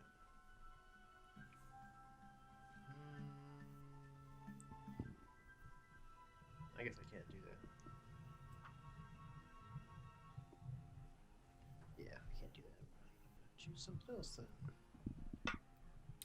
So I guess I am going to, is there like rubble around me anywhere? Like a big piece of rock or something like that, or... Not necessarily. So like I just want a 5-pound piece of metal or a 5-pound piece of rock. There is a 5-pound piece of metal at least. There are cages that have been like bent and sort of like ripped open. So I look for a sharp like stick, like a piece of metal that's jagged, looks like a spear almost, and I cast catapult on it and send it into the fire dome. Okay, roll an Arcana, just straight Arcana check for me.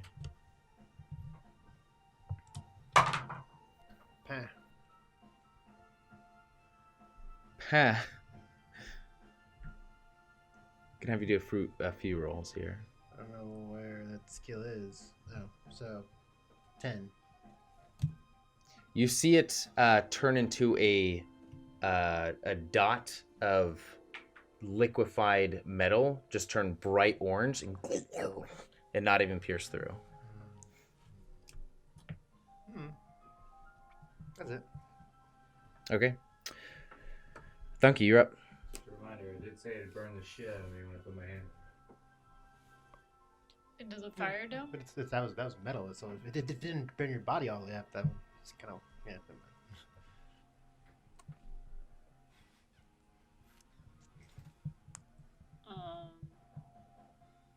I would like to fly down towards the fire dome, not enter it. hover above it, and then screech at the fire dome. And maybe it'll penetrate the fire dome and hurt their ears. We literally have nothing to get through this. Roll a performance check for me. We'll see how that goes. Performance. Her screech is or can be an attack. Yeah, it is an attack. Oh, well. Better It's like maybe it could be disruptive. If the performance is high enough, it'll do the damage that it says. So I'm rolling a performance check? Mm-hmm. Okay, hold on.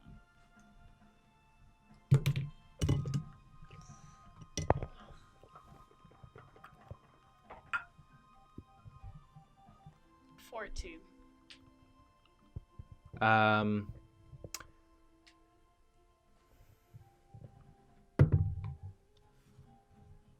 Okay, go ahead and roll damage. Full. As you hear this, like, her check, this thick batting of wings, just holding its position over the dome, followed by this curdling screech, which you would also take damage from. But at least that other guy in there is being damaged. Yeah. It's 15 points of psychic damage. Thanks. Healed. Yeah, it's a good thing I used my stone endurance because now I'm below half.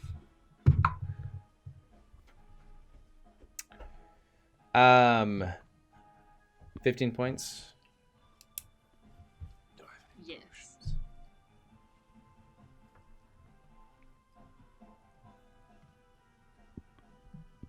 And then, as the rest of my movement and bonus action, I would like to land on the ground and go back to normal Thunky. Okay, sort of like the creatures sort of like part for your landing in the center of them, and as you turn into Thunky, they sort of close the gap appropriately in proportions to your new smaller size. Inside of the sort of like flame sphere, both of the paladin and the mage are sort of like curling in on themselves, putting their hands to their dome or to their temples, but still sort of standing firm. Oh, it's only a 10-minute song. It keeps replaying. Okay. Crow, you're up. Can I do a hasty perception check to see if there's any other activity outside of these two fireballs? And Carnival's creatures? Sure, go for it.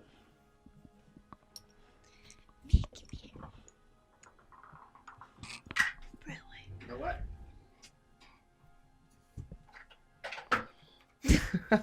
That's cool.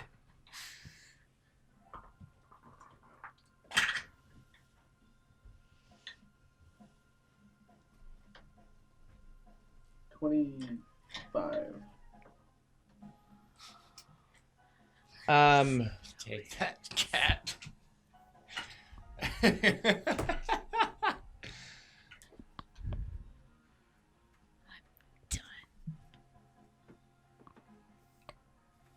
like I've become the one that gets the zits. For now. There's still a bunch of sort of creatures around you that are just sort of like milling about, waiting for something to happen.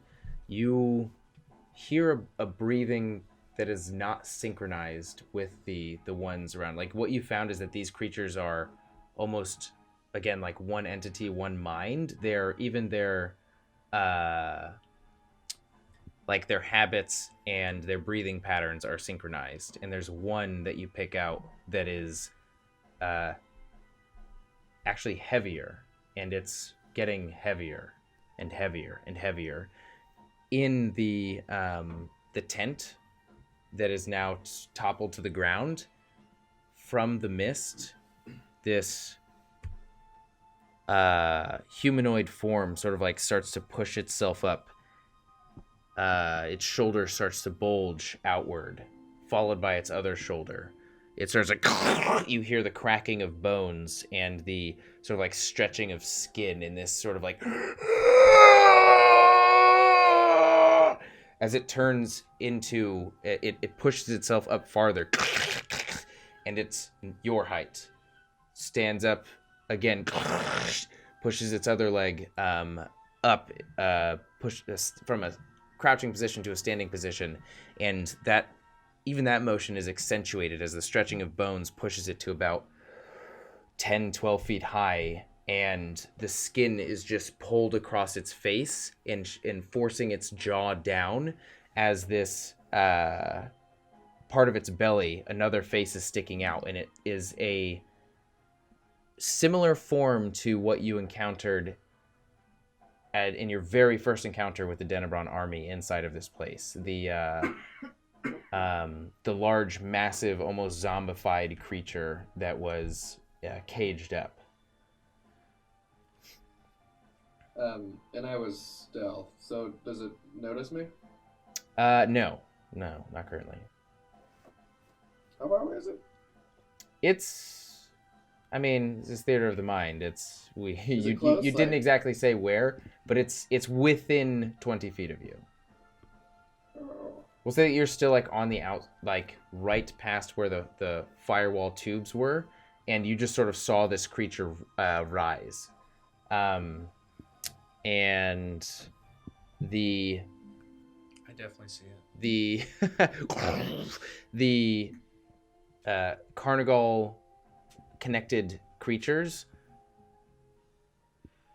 start to notice and push back and sort of like try and assess the situation again, just like as one mind, as they all in synchronicity. So like push back, circle the creature, and this is where you find your turn.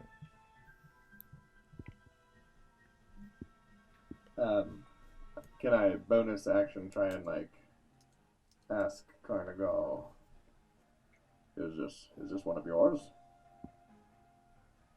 I cannot make a connection. It is foreign. It is twisted. Well, I remember the last encounter. I'd like to sneak up and try and assassinate it. Okay. As you're pressing forward, it's almost like the moment of stillness as this creature was forming itself expends itself, and the creatures start, the Carnigal's forces start jumping at it, inserting a pincer into its like clavicle. The creature grabs it with one massive arm, throws it away as other creatures start jumping on it, and it's just biting into them, and then like forcing one entirely into its mouth. What are you doing? As soon as I see an opening, I'd like to try and like either get a real good hit in its like torso with the scythe, or try and decapitate it. Okay, roll at advantage for all of your strikes, and add stealth check not stealth check. Add a sneak damage, sneak attack.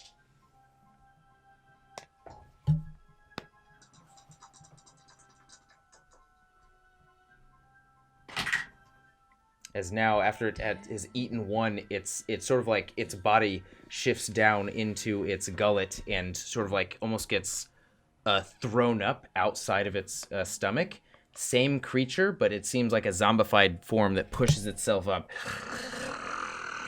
and starts like attacking the others as it shifts another one into its mouth. Go ahead and what's your damage? Or what did you roll? 2 19s. Or, well, it's a 27 total. Hits for sure. Sweet.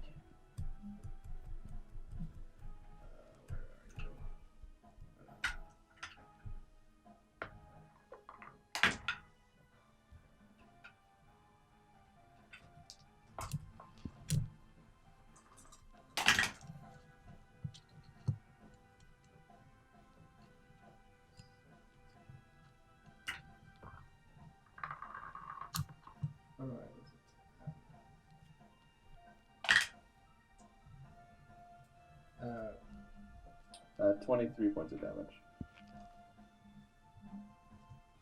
For the first attack? Oh yeah, I got 2. Yeah, I got double. Welcome to D&D.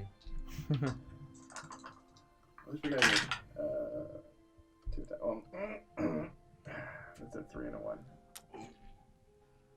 Just kidding, I get 1. Was that plus? Oh wow, that sucks. It would be 10 total. That hits.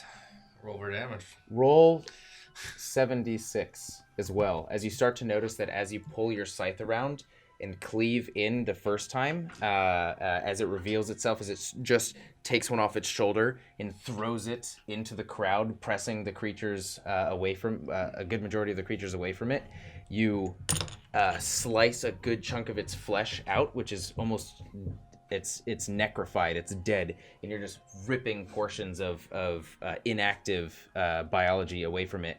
And you start to see the creatures around you, as you whirl your scythe up for a second attack, start to almost like synchronize with your movements and pull their talons up, and all of them attack as you do. Oh shit! Wow. Oh. Got some cock there.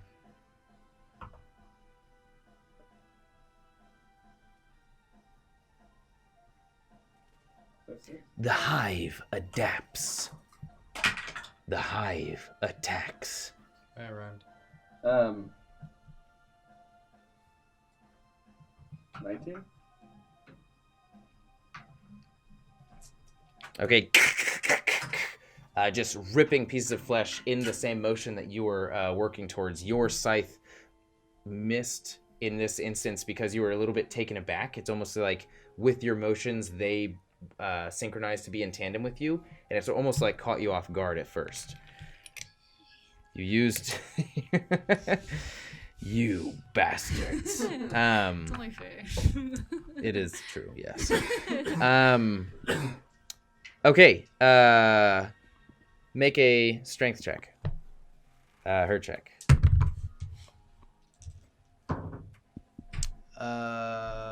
20, not natural. 22. Is it a saving throw or a check? Check. Okay.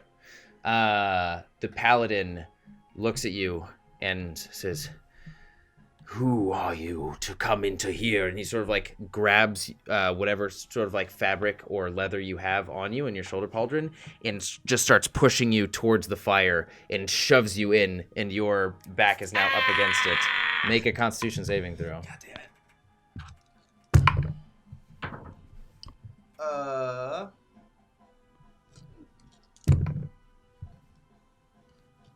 19. Okay, you instead take 15 points of fire damage. And he's just going to hold you there. And you're going to have to make the same saving throw in the beginning of your turn. Yep.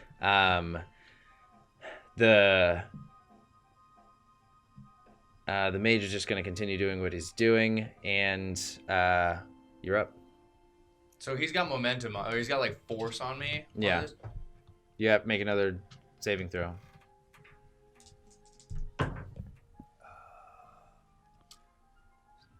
So the first one was a check. Now it's a saving throw.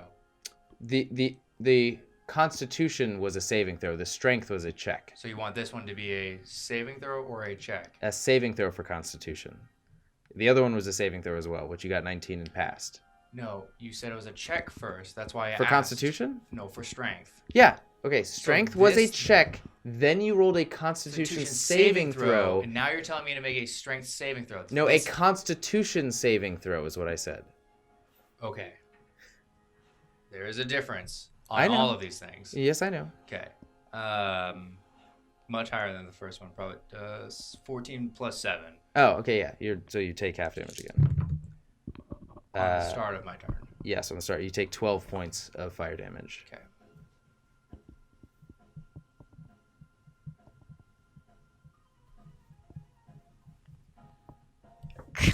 Okay. Oh boy. So now I have to make a what? It's up to you. I'm going to. You can either attack or like try and get out of it. I'm gonna I'm gonna give him the old combo. What? Kidding me, son? Okay. He's merely grabbing the fabric that you have to push you up against. Your arms are free. 18 plus a lot. Okay, hits. First one, 6. I don't think it doesn't beat a 19. So, first one. Oh, it doesn't. Okay, yeah. I figured you'd be a 19.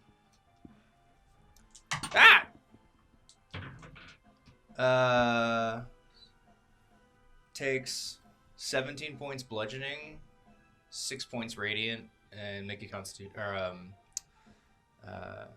dexterity saving throw. 5. Doesn't make it. Takes 12 points lightning damage. How do I do this? It's over 100 points of damage in 2 turns. Just bisect him. Okay, arms just slowly lose strength. It's almost as though the fire eats him as it pulls him into it and turns him into one of those fireworks where it like is a snake that like continually grows along on the other side. Blood dripping out of a lot of my body, like a lot of it. I'm looking at that mage like, fucking next, and then it's my turn. Okay, Barkir, you're up. Then Thunky. Oh jeez. Oh The mage jeez, says. Rick.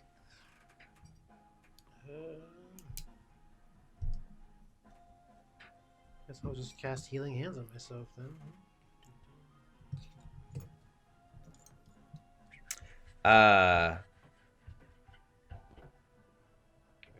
Carnigal whispers into your ear, Varkir. My forces are at your command. More like whispers into your mind, but you know. So like ASMR. Using that. There. Using that took my whole action. So. Using what took your whole action? Healing Hands. No. This is like a combination type thing. Like you can do this as a bonus action. You can command pretty much like all of you as a bonus action. I should have said this in the beginning. Can like give whatever you see. Sacrifice your bodies in the flame. Well, there's really. It's their life force is forfeit as my mind is connected. I'd rather not do that. So. I think Midna farted. Midna? Yeah. You can keep your insects alive. What the fuck? Fucking, dude, it fucking smells so Midna. bad. What the That is fuck? very What the fuck? I'm sorry. It's so bad. That's really weird. Jesus that's- Christ. Maybe that's what we've been smelling is some cannon farts. Occasionally. I still can't smell nothing.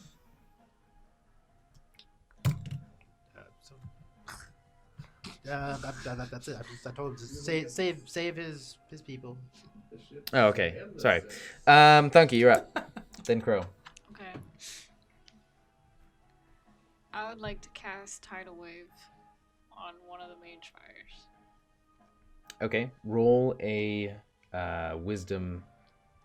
Yeah, just a straight wisdom check as you do this. I'm sorry, an Arcana check. Arcana check.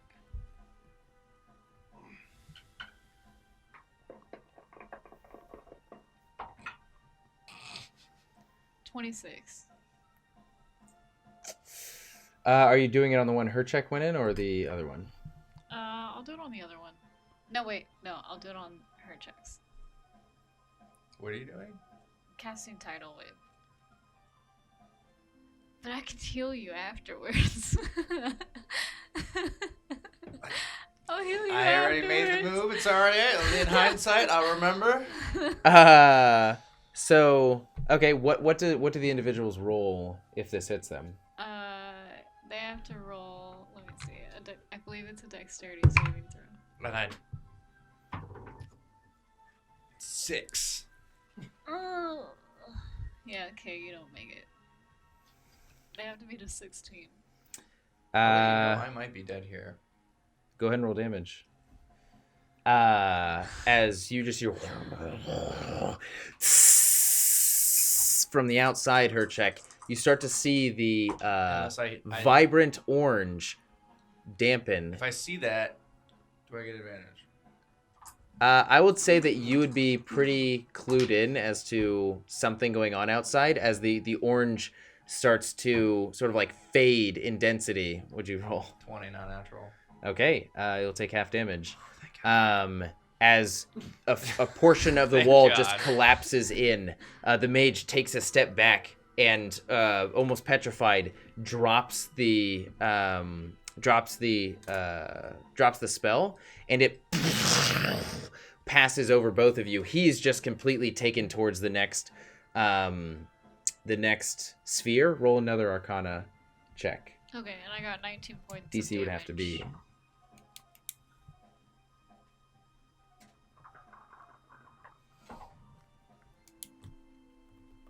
17.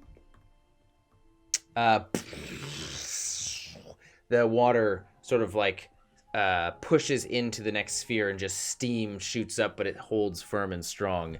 The unconscious body of the mage washes into the proximity of the attacking creatures and just gets ripped to shreds.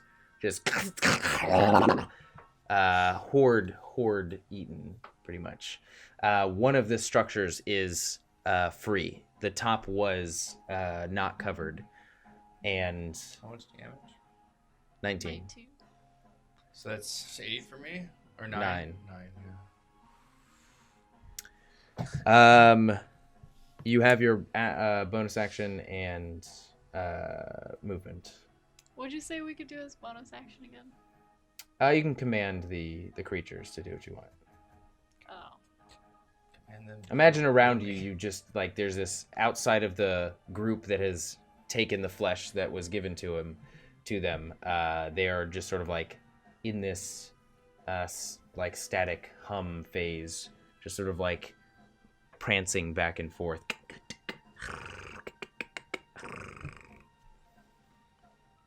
I'm gonna command them to go into the tower. To go in or destroy? Don't we need to go in there to find The one that so there's still one that's obscured by the flame sphere, and the one that you released was on the side closest to the Belvenue tree that you guys came from. Are you just commanding the creatures to go inside and like search for anything that could help us? Okay. That's not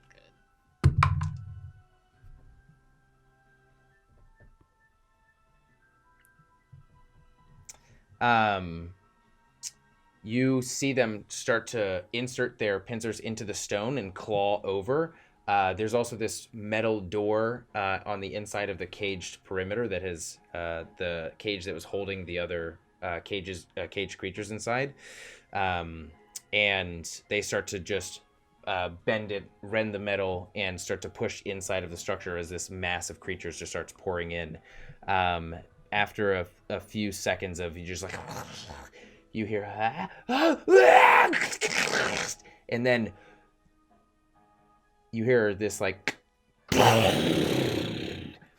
as this column of flame shoots out of the center, and you hear this almost like more creatures were in there than the initial push that you had sent in, just being entirely incinerated. As bodies are like thrown into the air, curling in on themselves as they land, flames wreathing their bodies. Oh, so that was a potentially good thing, right? I'm not dead, so yeah. Okay. Thankfully, the queen was not captured in that structure. Okay. Of course it wasn't. I guess I'll use my movement. I will be to get careful closer. with my kin in the next one. Well, that's good. I thought they were expendable. I'll just They move are closer. expendable, but I guess roll an intelligence check or check. Max, roll an intelligence check.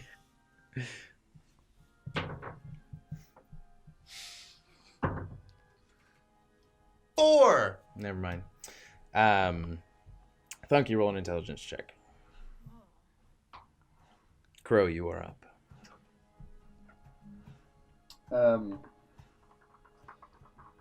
With my open or free hand. Natural 1. It's a bunch of flames. These copper people love their flames. It's hot. With my free hand, I would like to punch the I'll say the big one, the big, I don't know, like I said, like 10, 12 foot humanoid abomination thing. Mm-hmm. Punch him twice, and then use Fury of Blows on him. And with my, I'd like to also use an open hand technique on him. Basically, if my hit lands, then he essentially has to roll a dex saving throw, beat a 14. And if he doesn't, then he falls prone onto the ground. And with my bonus action, I would like the swarm to try and, like, you know, swarm the little creature thing that just came out of him. Okay. Go ahead and roll. So you're not doing Fury Blows? No, I am doing Fury of Blows. But Fury of Blows only works if I land an attack, so I guess I tentatively am. No, I thought it was a bonus action. Why do you keep doing that?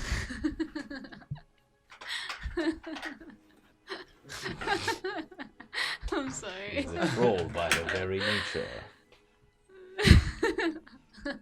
Hey, they're really good rolls. Yeah. The first one is... The other ones could have been a natural 20. 26, and the second one is 21. Both hit, for sure.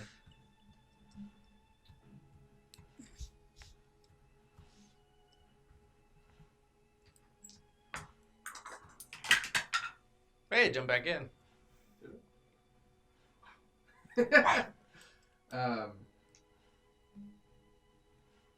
9 and 9.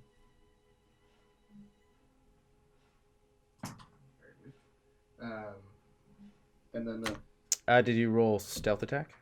Or sneak attack damage? Certainly flanked by... Oh, yeah. enemies. No, I haven't done that yet. Brutalimus. So...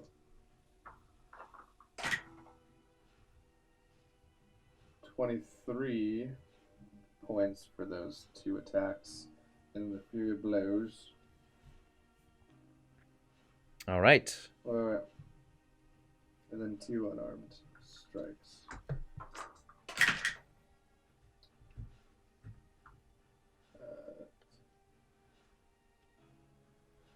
17. And then it has to roll a dex saving throw.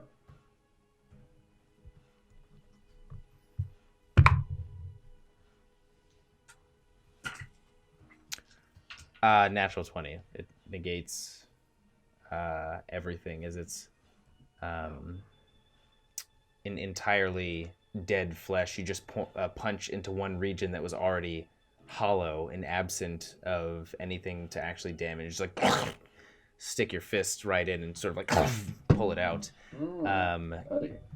Go ahead and roll another 66.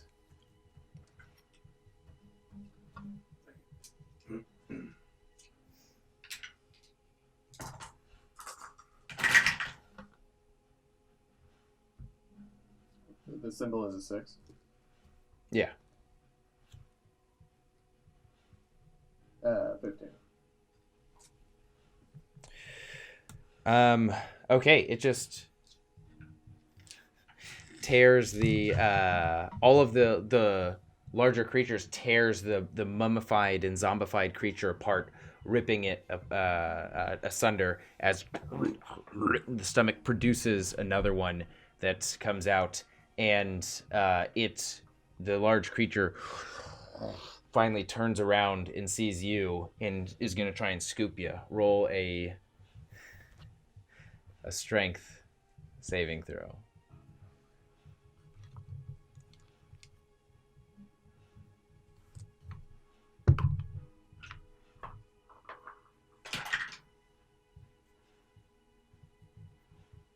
You have to beat an 18.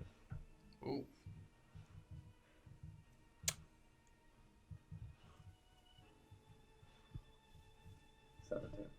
Oh shit. As you just like It does say that because I'm a monk, I am imposed to use strength. I can use dex instead. 4 attacks. For my attacks? Yeah. Oh. You sort of like push both of your hands into its pointer finger as it's wrapping its large, cold, wet hand around you, and you just hear like a snap as one of the fingers breaks, and the other 3 just wrap around you and pick you up, and it's gonna eat you as it puts you into its mouth. Crunching down. Ooh, that didn't sound good. You take... This doesn't make sense, but can I use Uncanny Dodge? I mean, it does, actually. It says when an attacker that you can see hits you with an attack, you can use a reaction to have. This is a grapple. It's not an attack. Right. He's putting you in his mouth. It's not an attack. Okay. Yeah, an attack is like, I hit you and you take damage. This is like, I overpowered you and you were in my clutches. And for my next move, the Disappearing Crow. So it's a grapple and an attack. It's a grapple that's putting him in the next action is putting it into its mouth. That's where I'm at, but whatever. Either deal. I mean, you can't block the grab, but you can half the damage of the bite. That's it. I would say like you can shift your body around in half the damage, which is 37 bludgeoning.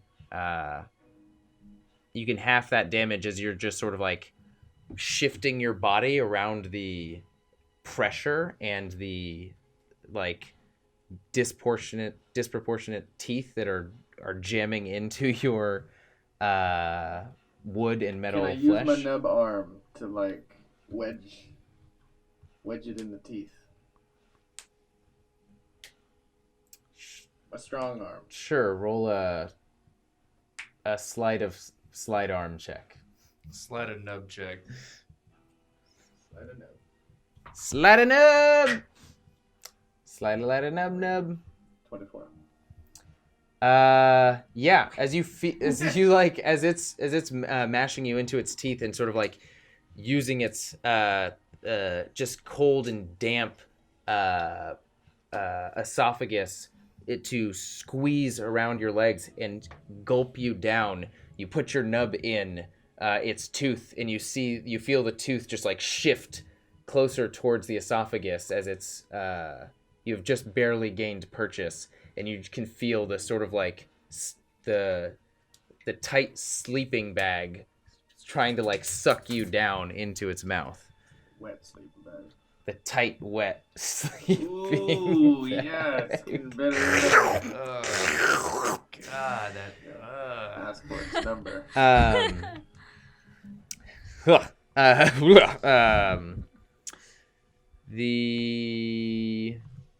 I guess that's it for her check. You're back up. Cool. I have the. Oh, mage is dead. I'm gonna be like, Pinky, I need my potion of healing, and I shove my fist in there and I rip it out. Okay. Yeah. No. All right, I'm gonna take a healing potion here. What is that again? Cool. Two Regular or superior? I only have regular potions. I think you guys either don't have enough money or never really. I'm the only one that ever buys potions. Well, Crow thinks it's boring, so there you go. I don't have the money for potions. 4 You points of healing You to her check. better start making that money because you also owe me like 1,000 gold. No, I owe you 500. How much was the bag of holding? Hmm? How much was the bag of holding? 500. Let's not get into this here. That's why I said. Ow! That wasn't me. That was Ganon. Blame him. What happened? Are you okay? But it Probably. ripped apart my fucking crotch. Yeah. Some people pay for that. God. I feel so lucky. We can take a small, tiny recession break. God, let's just fuck. Ow. She's still freaked out. I mean, that has happened to her more than enough times for her to. She should be regular with that at this point. So your bonus action is take a potion. You still have your action. You can feel the heat of the other. I just don't know what's going on anymore. I know. Other things still up. The tidal wave hit. I'm gonna go halfway down the stairs and I'm gonna sit down. Somebody heal me, please. I'm gonna hold an action just in case somebody comes near me. I'm gonna kill it.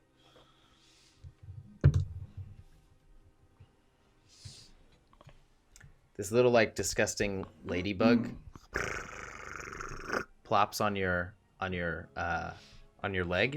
and the wings open up, and then they continue to open up, and you're just and there's this just sort of green globule. The ladybug is dead, but Carnigal says, "Try this."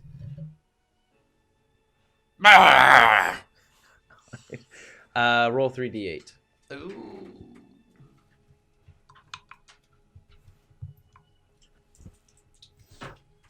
Oh, 17. And a Constitution saving throw. 25. Points of healing? Oh, wait. And a Constitution Wait, saving how throw? hold on. 3d8. It's literally I know. impossible for it to get... That's why I just asked. I was like, you said a Constitution saving throw, right? Yeah. Okay. But hold on. So 3d8. Yeah. So 6 plus 4 is 10 plus 7 equals 17. Yeah, I thought you said 25. That's why I asked about the saving throw. I'm about to roll that right now. Okay. 16. Okay, you're fine. Okay. So what did that do? Varkir, what did what do? You healed. Oh, sorry, you healed for 17 I days. was like, you made me roll these rolls. I thought that was obvious. You're up. No, you made me take a green substance and said nothing.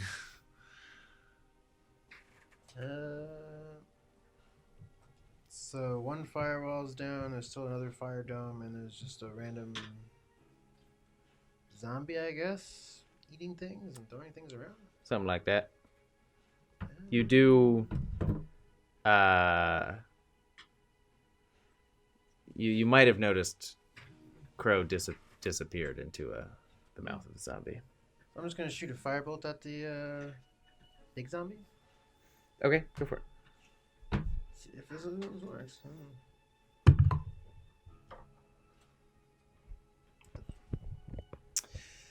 Roll high. Nope. Literally more than 6. I'm a crow zombkin. It's plus 5, so 10. Rolled a natural 3, so you see this sort of streak of orange pass through the fog and impact into the belly of the beast that holds you in its gullet, and this sort of wind passes along your toes. I don't know if Warforged feel things like that, but you just a portion of its belly has been burnt open, and as it continues to suck down, it just passes you right through, and your nub dislodges, and you just get shot out. Nothing has happened to you. With creatures that eat people, they make it's similar to like a concentration check, but for eating. And so it's like if a certain amount of damage happens to them, they have to roll to keep you in their midst. Yeah, I feel great. This is the natural birth I always wanted. Okay, Thunky, you are up. Unless that's you have anything else? No, that's it. Okay. I would like to cast another tidal wave on the other tower. Okay, go ahead and roll an Arcana check. Oh yes, it's the caterpillar squirrel. I'm a beacon of hope.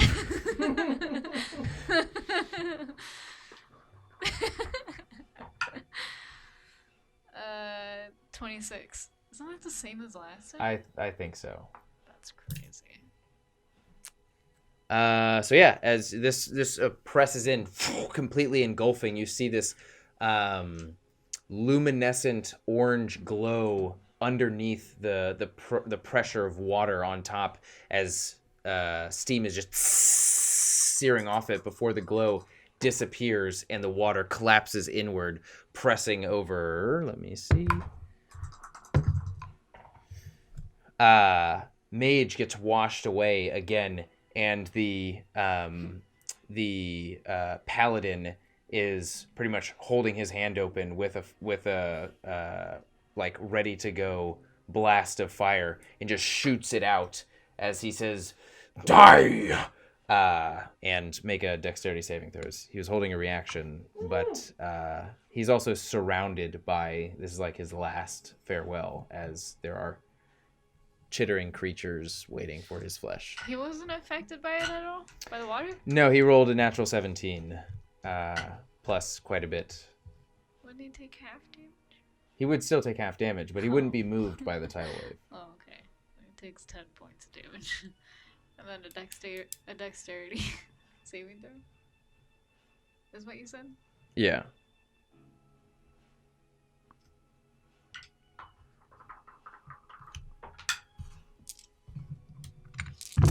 A 7.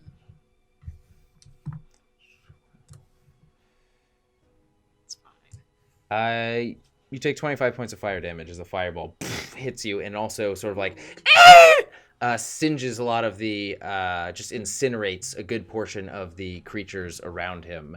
And he sort of like holds resolute with his sword as, I mean, if you command, the creatures will.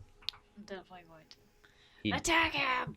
He just runs into them. I am nobody's bitch. Yeah, but you are all. And he is just entirely destroyed and overtaken. The only thing left is Thunky. That's you have your movement. You already commanded them to kill him, so. I'm just gonna move closer to the tower. Okay, Crow, you're up. Ooh. Dang. That sounded good. I'm gonna try to grab my scythe while on the ground. Do I need to do anything to like get up? No, you're good. Yep. You're sort of like plopped down feet first, so you just like, ta-da!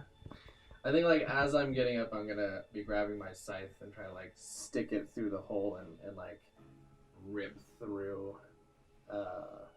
I'm gonna try to do that like twice. Okay. Roll to attack. And if those hits land, I'm gonna. Can I exchange my bonus, my unarmed strike for an unarmed? I assume that's like a punch, but can I replace that with a kick? Sure. Sweet.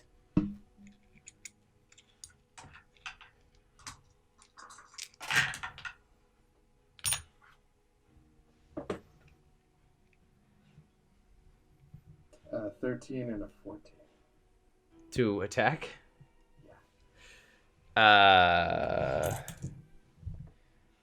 Let me. Gotta look at those stats.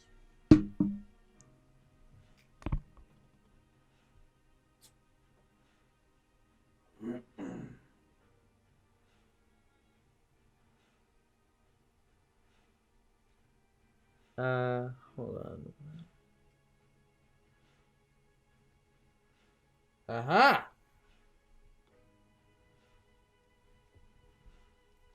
Misses. Yes, both miss. Well, then I'm gonna use a cunning action to use my bonus action to.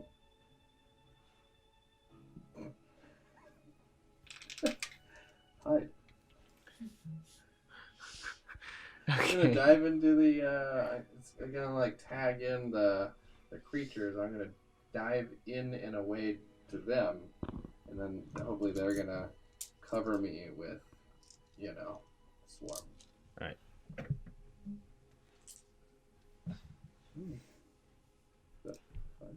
Oh, that's 6. Wow.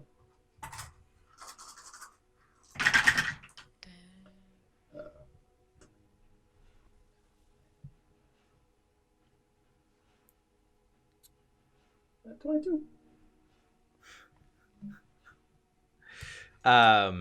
As you sort of like sweep your scythe up, spinning around, retaliating from being swallowed completely through this creature, it's sort of the pole right before the blade, the elongated scythe, just hits one of the extended ribs, overextended, and just sort of like blunts the force, cracks it, but does nothing to the creature.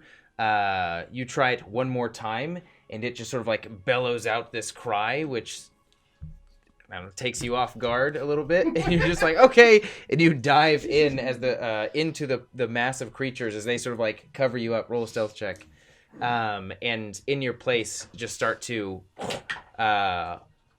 rip at it, and just like rip pieces and chunks of flesh to where there's just this like light amount of sinew and barely any amount of flesh connected to the bone that's just like keeping this creature just barely alive at this point. Or roll for stealth. It's a mother of 2 at this point. 30. Oh wow. Okay, yeah. Just Fucking John Cena, dude.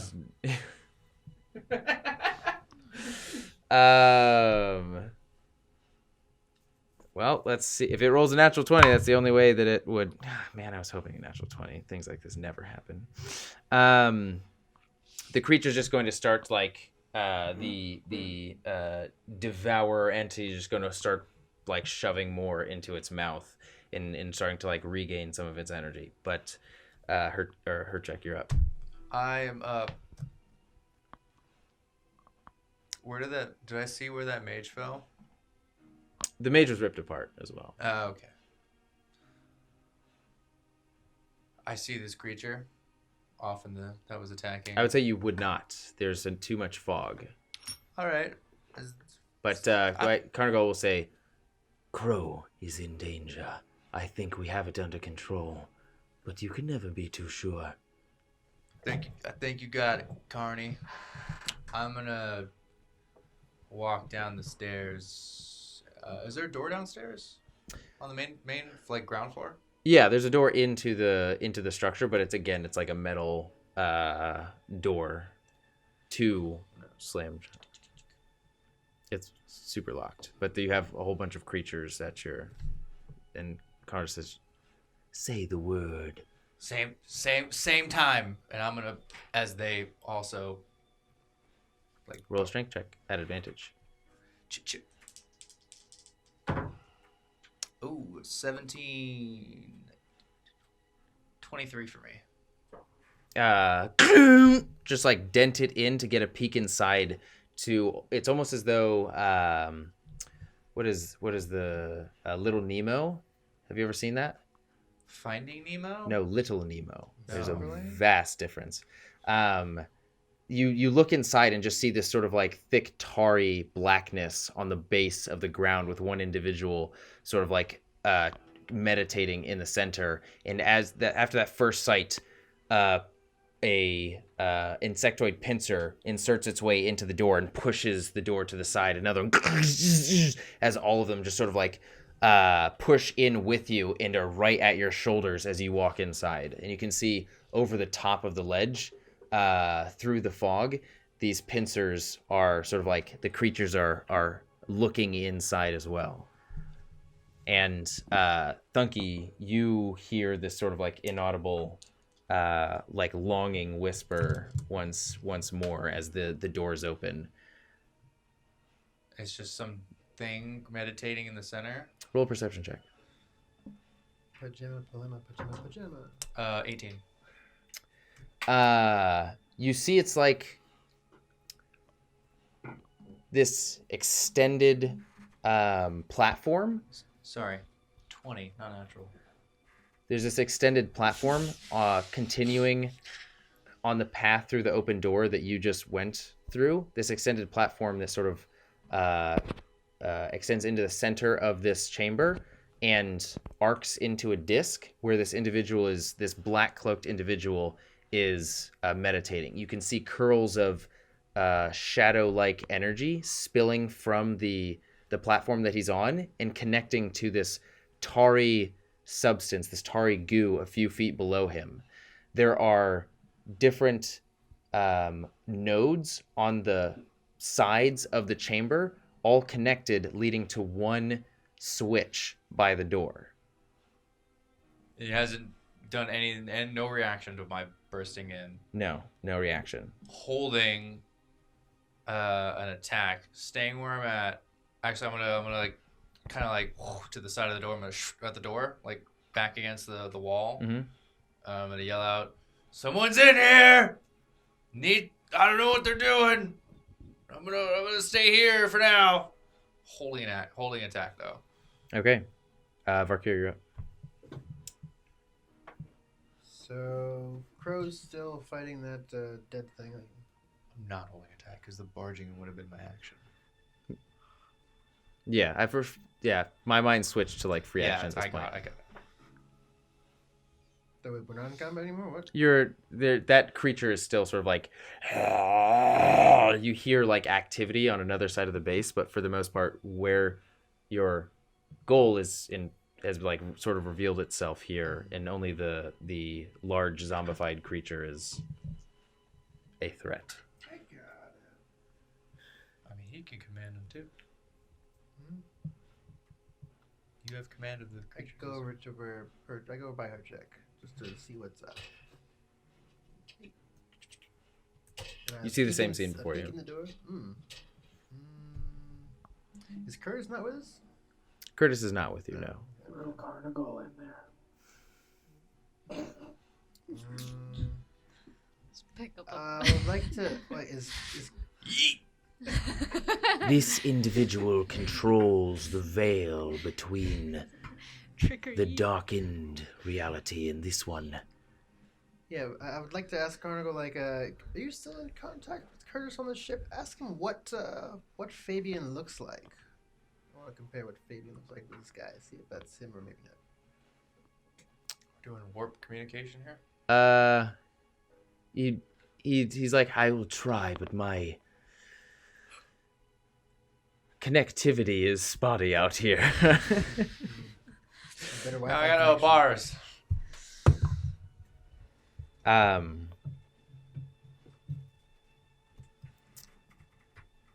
My command only reaches to keep those creatures at bay. Never mind then. That's all right. That's all right. Then I guess I will just. Well, I guess that was my action, so I guess bonus action. Roll an intelligence check. Fucking that one, 11s. So that'll be a 12 altogether. This individual looks like almost like carbon copy of the ones that you had encountered previously that had sort of like had command over the shadows. Okay, then I guess I will. I can't do anything.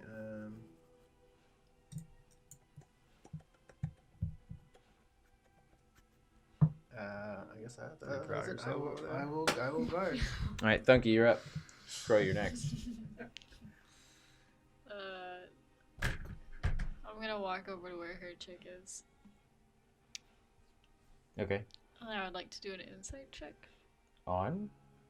meditating person? Okay. You can do an investigation. Yeah, maybe. okay. I'll Alright. do that.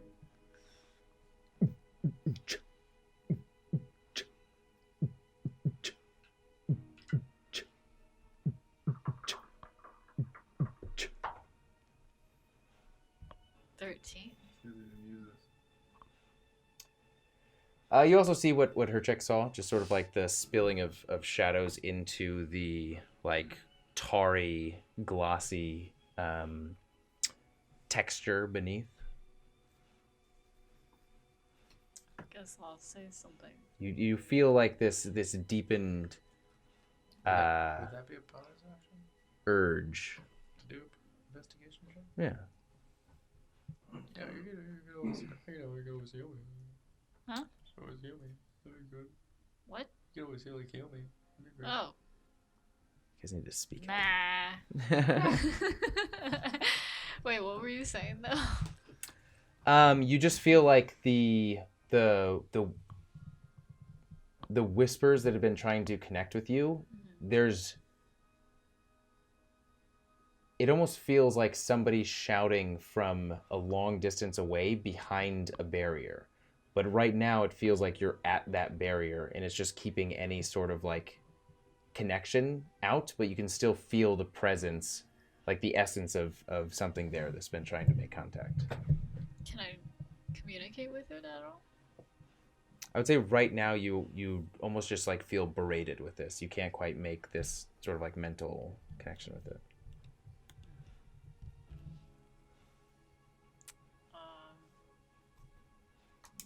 I'll tell her check this as I'm healing him. Okay. Crow, you're up.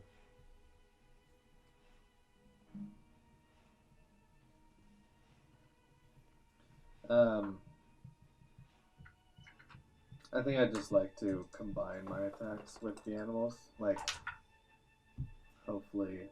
I got pretty lucky. 14. Okay, just roll to attack at advantage. Mm-hmm. Thank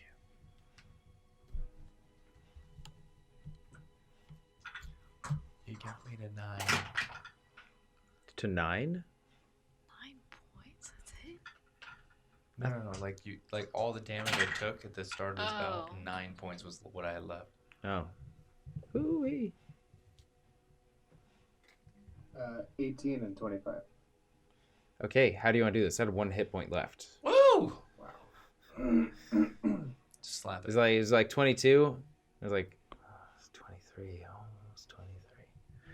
So go for it. Slap ass. Slap ass! Slap ass! Yeah. Well, sure. Why not? Can I wind up a slap and just like? No, that's metagaming. I didn't know it had 1 point of health. But It looks like it has 1 point of health. Like flesh is like Girl, you look like you got 1 it's point of leaned over. There are like creatures on top of it sticking their pincers into it. Like one of its arms is just barely hanging on. It's like as it's like barely being able to even digest and sort of like turn what was in its system. Just like sort of plops out like you did, but half zombified, half normal. One of the others just puts it out of its misery. wow. Yeah, man, I'd still like to slap it, and then with a like a swarm follow through, you know, like almost like they followed behind my slap. And sure, you like you spin around and appearing out of your natural 30, just and you turn around and you just like take the palm of your hand, Nope. Backhand. Front hand. the front palm hand, of your backhand. hand. It's like that. What? Like that. I'm just kidding.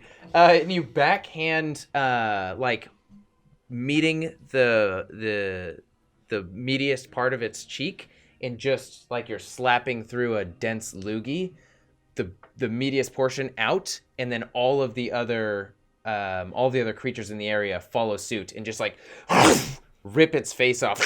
This huge loogie just soaring through the air and like exiting into the fog below as the body just It's a child. and it starts to like shrivel up and shrink, and actually the flesh takes on more of a lively texture and turns into a human again, but missing a head and perforated heavily and very, very deceased. But very lively. Okay, well, it's not moving or anything, right? No, it's not. It's And dead combat is and over. inanimate. Yeah.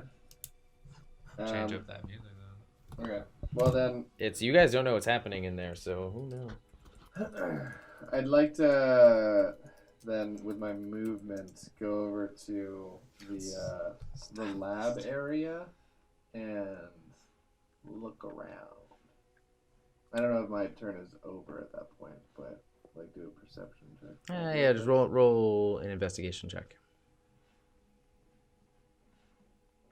Her check, the as you entered the space and saw that button, that like switch connected to the nodes. No, not the lab space, the where you are now with the meditating Still on the individual. wall. I didn't move inside the structure ever.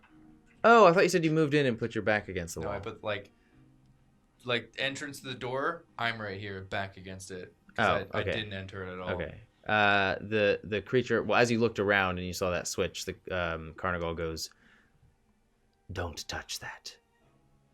I immediately touched that. Do you really? No. Okay. What'd you get? The fuck was that? 10. Don't worry about it. 10. was a 10. You find a lot of broken glass. You find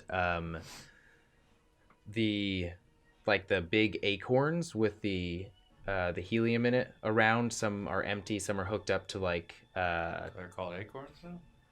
I describe them as acorn containers. Are hooked up to tubes that are sort of like we're pumping the nodding fog into the glass chambers that were broken, and you notice that that's where the human now rests and sort of like arose from to begin with.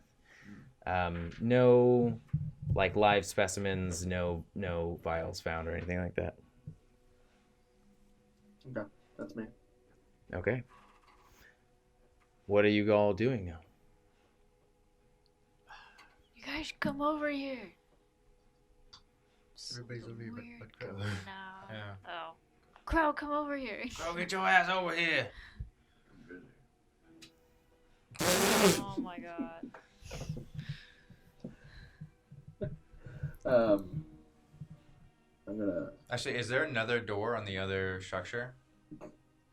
Yeah, but it was it was like rent open, and the whole thing is sort of like in cinders now.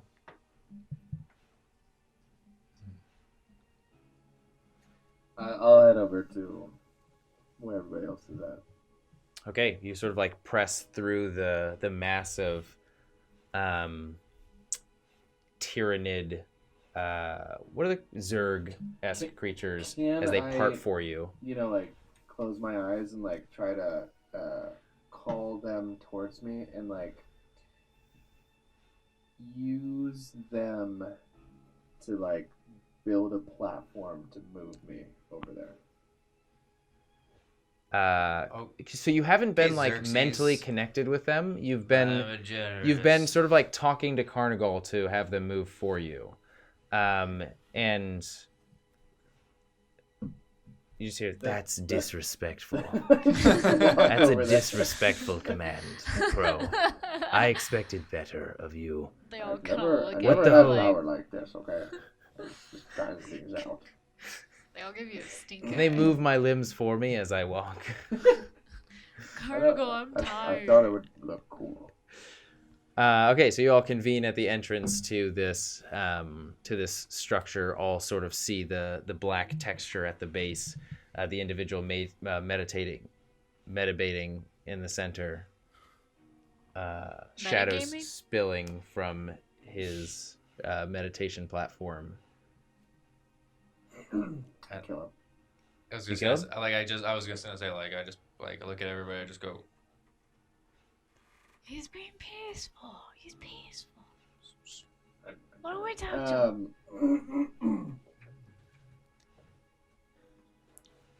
You talk to How him. about you get ready to attack? Yeah, and yeah. I was like, yeah, think you go in front of me, and I'll be right behind you. As soon as I get the word from you, I'll go at it. I'll give him the old 1-2. Yeah. Suck a dick. I'll take one step into the tower. I'm right behind her. Carnival. What do you feel in this room? It's a good feeling? Hostility? A mixture. I know she's here. She is trapped by this individual. Trapped, you say? Step in. Do we all hear that? Yeah. Oh. Roll a I'm perception gonna check, turn around Frankie. and look. Oh. Roll a perception check. Maybe we could detain him. And old guy at our ship can help him. 32. God damn. Okay. You hear this sound like almost like this whistling, not like the brood flute, like something fast is moving from up above. And you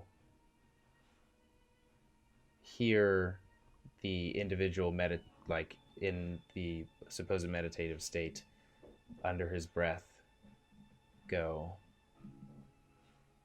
"Not all is lost." As you see this, you look up and follow the sound. There's like light pinprick through the fog that you can point out that's getting larger. A pinprick? A pinprick of orangish, yellowish light, getting at larger. the top of the room that he's in, or Larger. above the structure? Above, like in the sky. There's no ceiling on the structure. Okay. So I here- was on the ceiling. Is it approaching quickly? No, you weren't on the I was on ceiling. the roof of the structure. You weren't. Because there was no roof that exists. There was like a catwalk that connected the structures together, but there was no like roof. Is it like a shark tank? Yeah. How fast is that pinprick approaching? You have no idea. Oh, I don't notice it. No, you don't. She rolled a 30. 32. I'm That's gonna be like, that's vastly different than You guys, do you see that?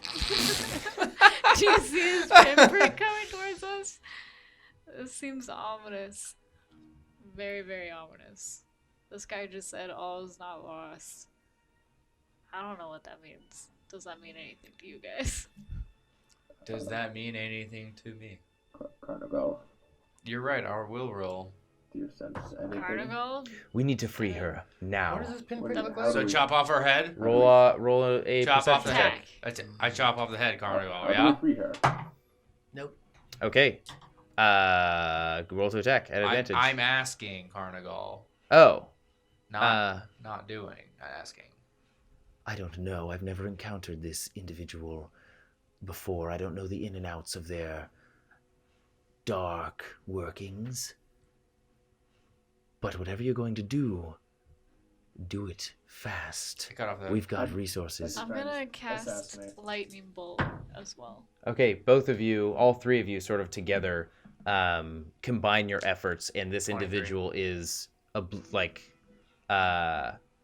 double bisected, double decapitated, and the head and body is mutilated. Sounds like a lot of liquid just spilled. No, actually, no liquid spilled. Ooh.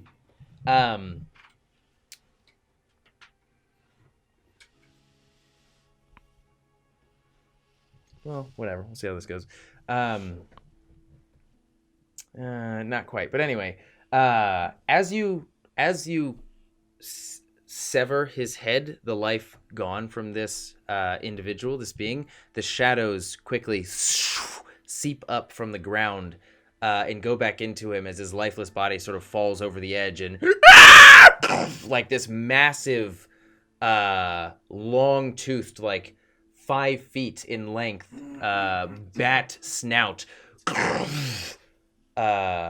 bites the platform that he was on, as well as the individual, and with, I would say, your natural perception, you see the teeth, and they have small sort of holes in them, similar to the brood flute, as almost every single one of these teeth is giving off this whistling, like,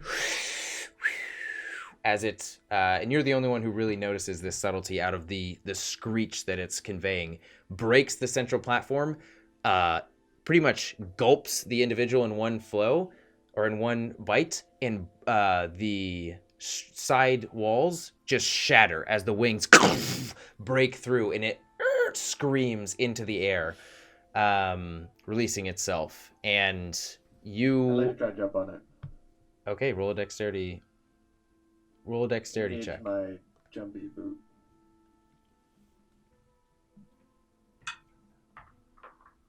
You gonna Falcor it? True. Is it just straight dex? Straight dex. 19.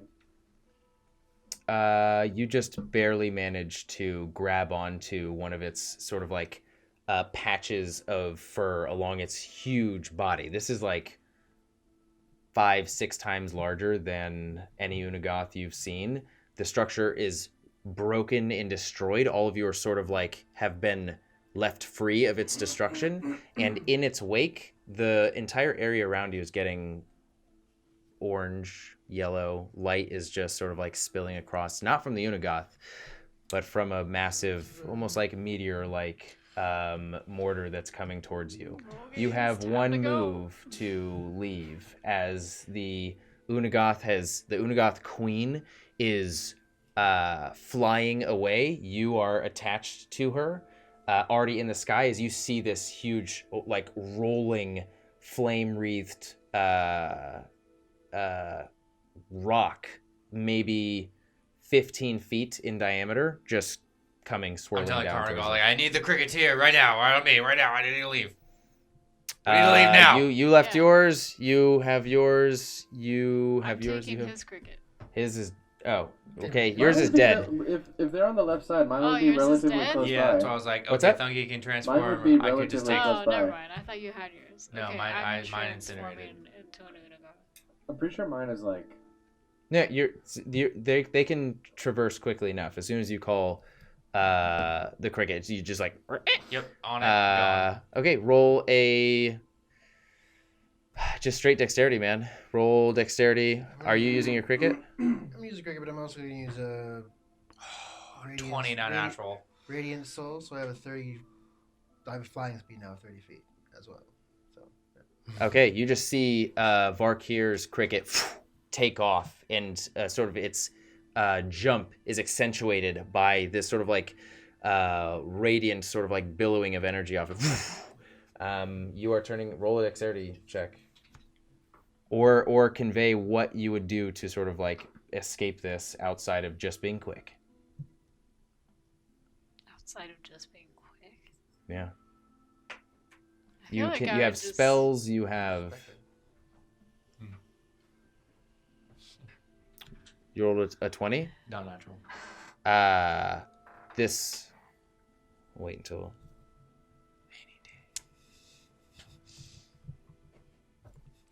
Man, I don't know. Oh my god. I am doing that. But he said, what else would I be doing? I don't know. Double Uniga. You can just turn into an Unigoth, that's fine. Oh, okay, yeah. I'm just going to turn into an Okay, I was just saying if you had anything extra that might be able to... No. Okay. Yeah. Roll a dexterity check.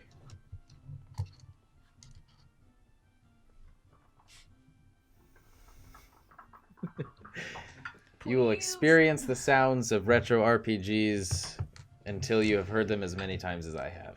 A 13.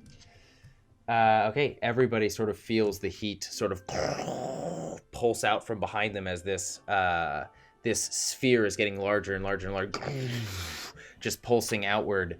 Herchek, your cricket just barely jumps outside of the blast radius as all of the creatures behind you are disintegrated, as the majority of the base is utterly destroyed. Your tail gets caught in the explosion, and then your wing gets caught. Your back pushes you forward. How much health do you have? It's not bad. I'm sure it's probably not enough.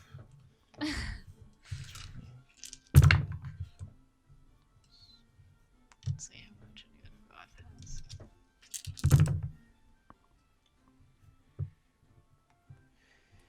has. You take 81 points of fire damage. Wow.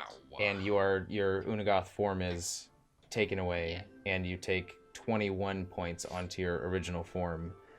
As Thunky is flying across the sky, you will take an additional... Can I try to catch her? You may, yes. Roll another dexterity check. 13. All right, let's do this. That seems ominous as fuck. You take an additional... That was cocked anyway. 25 points of bludgeoning damage, reduced to half. Both of you do, as Herchek just barely catches your body and is slammed to the ground with the force from you being propelled, not only from your Unagoth flying form, but from the shockwave of this impact, sending you careening. Herchek just grabs you and is pushed off of his mount as both of you slide into the ground. It's gonna be like, what the fuck And that happened? is where we will pick up next time on SASAns and the Dragons. Sorry. Way to end it on like a cool note. Yeah, keep going with the Sean Connery now. No, that's how you gotta end it. Nope, you gotta end it like Sean Connery. That was weird. But I kind of like it. Keep going. Keep going, Sean Connery. As always, Sean Connery. As always, SASAns. Thank you for watching. Yeah. Does he have what? I don't know. He's ancient at this time. Role playing. Thank you for watching, SASAns. As always, until fate next brings us together, and never stop playing role-playing games.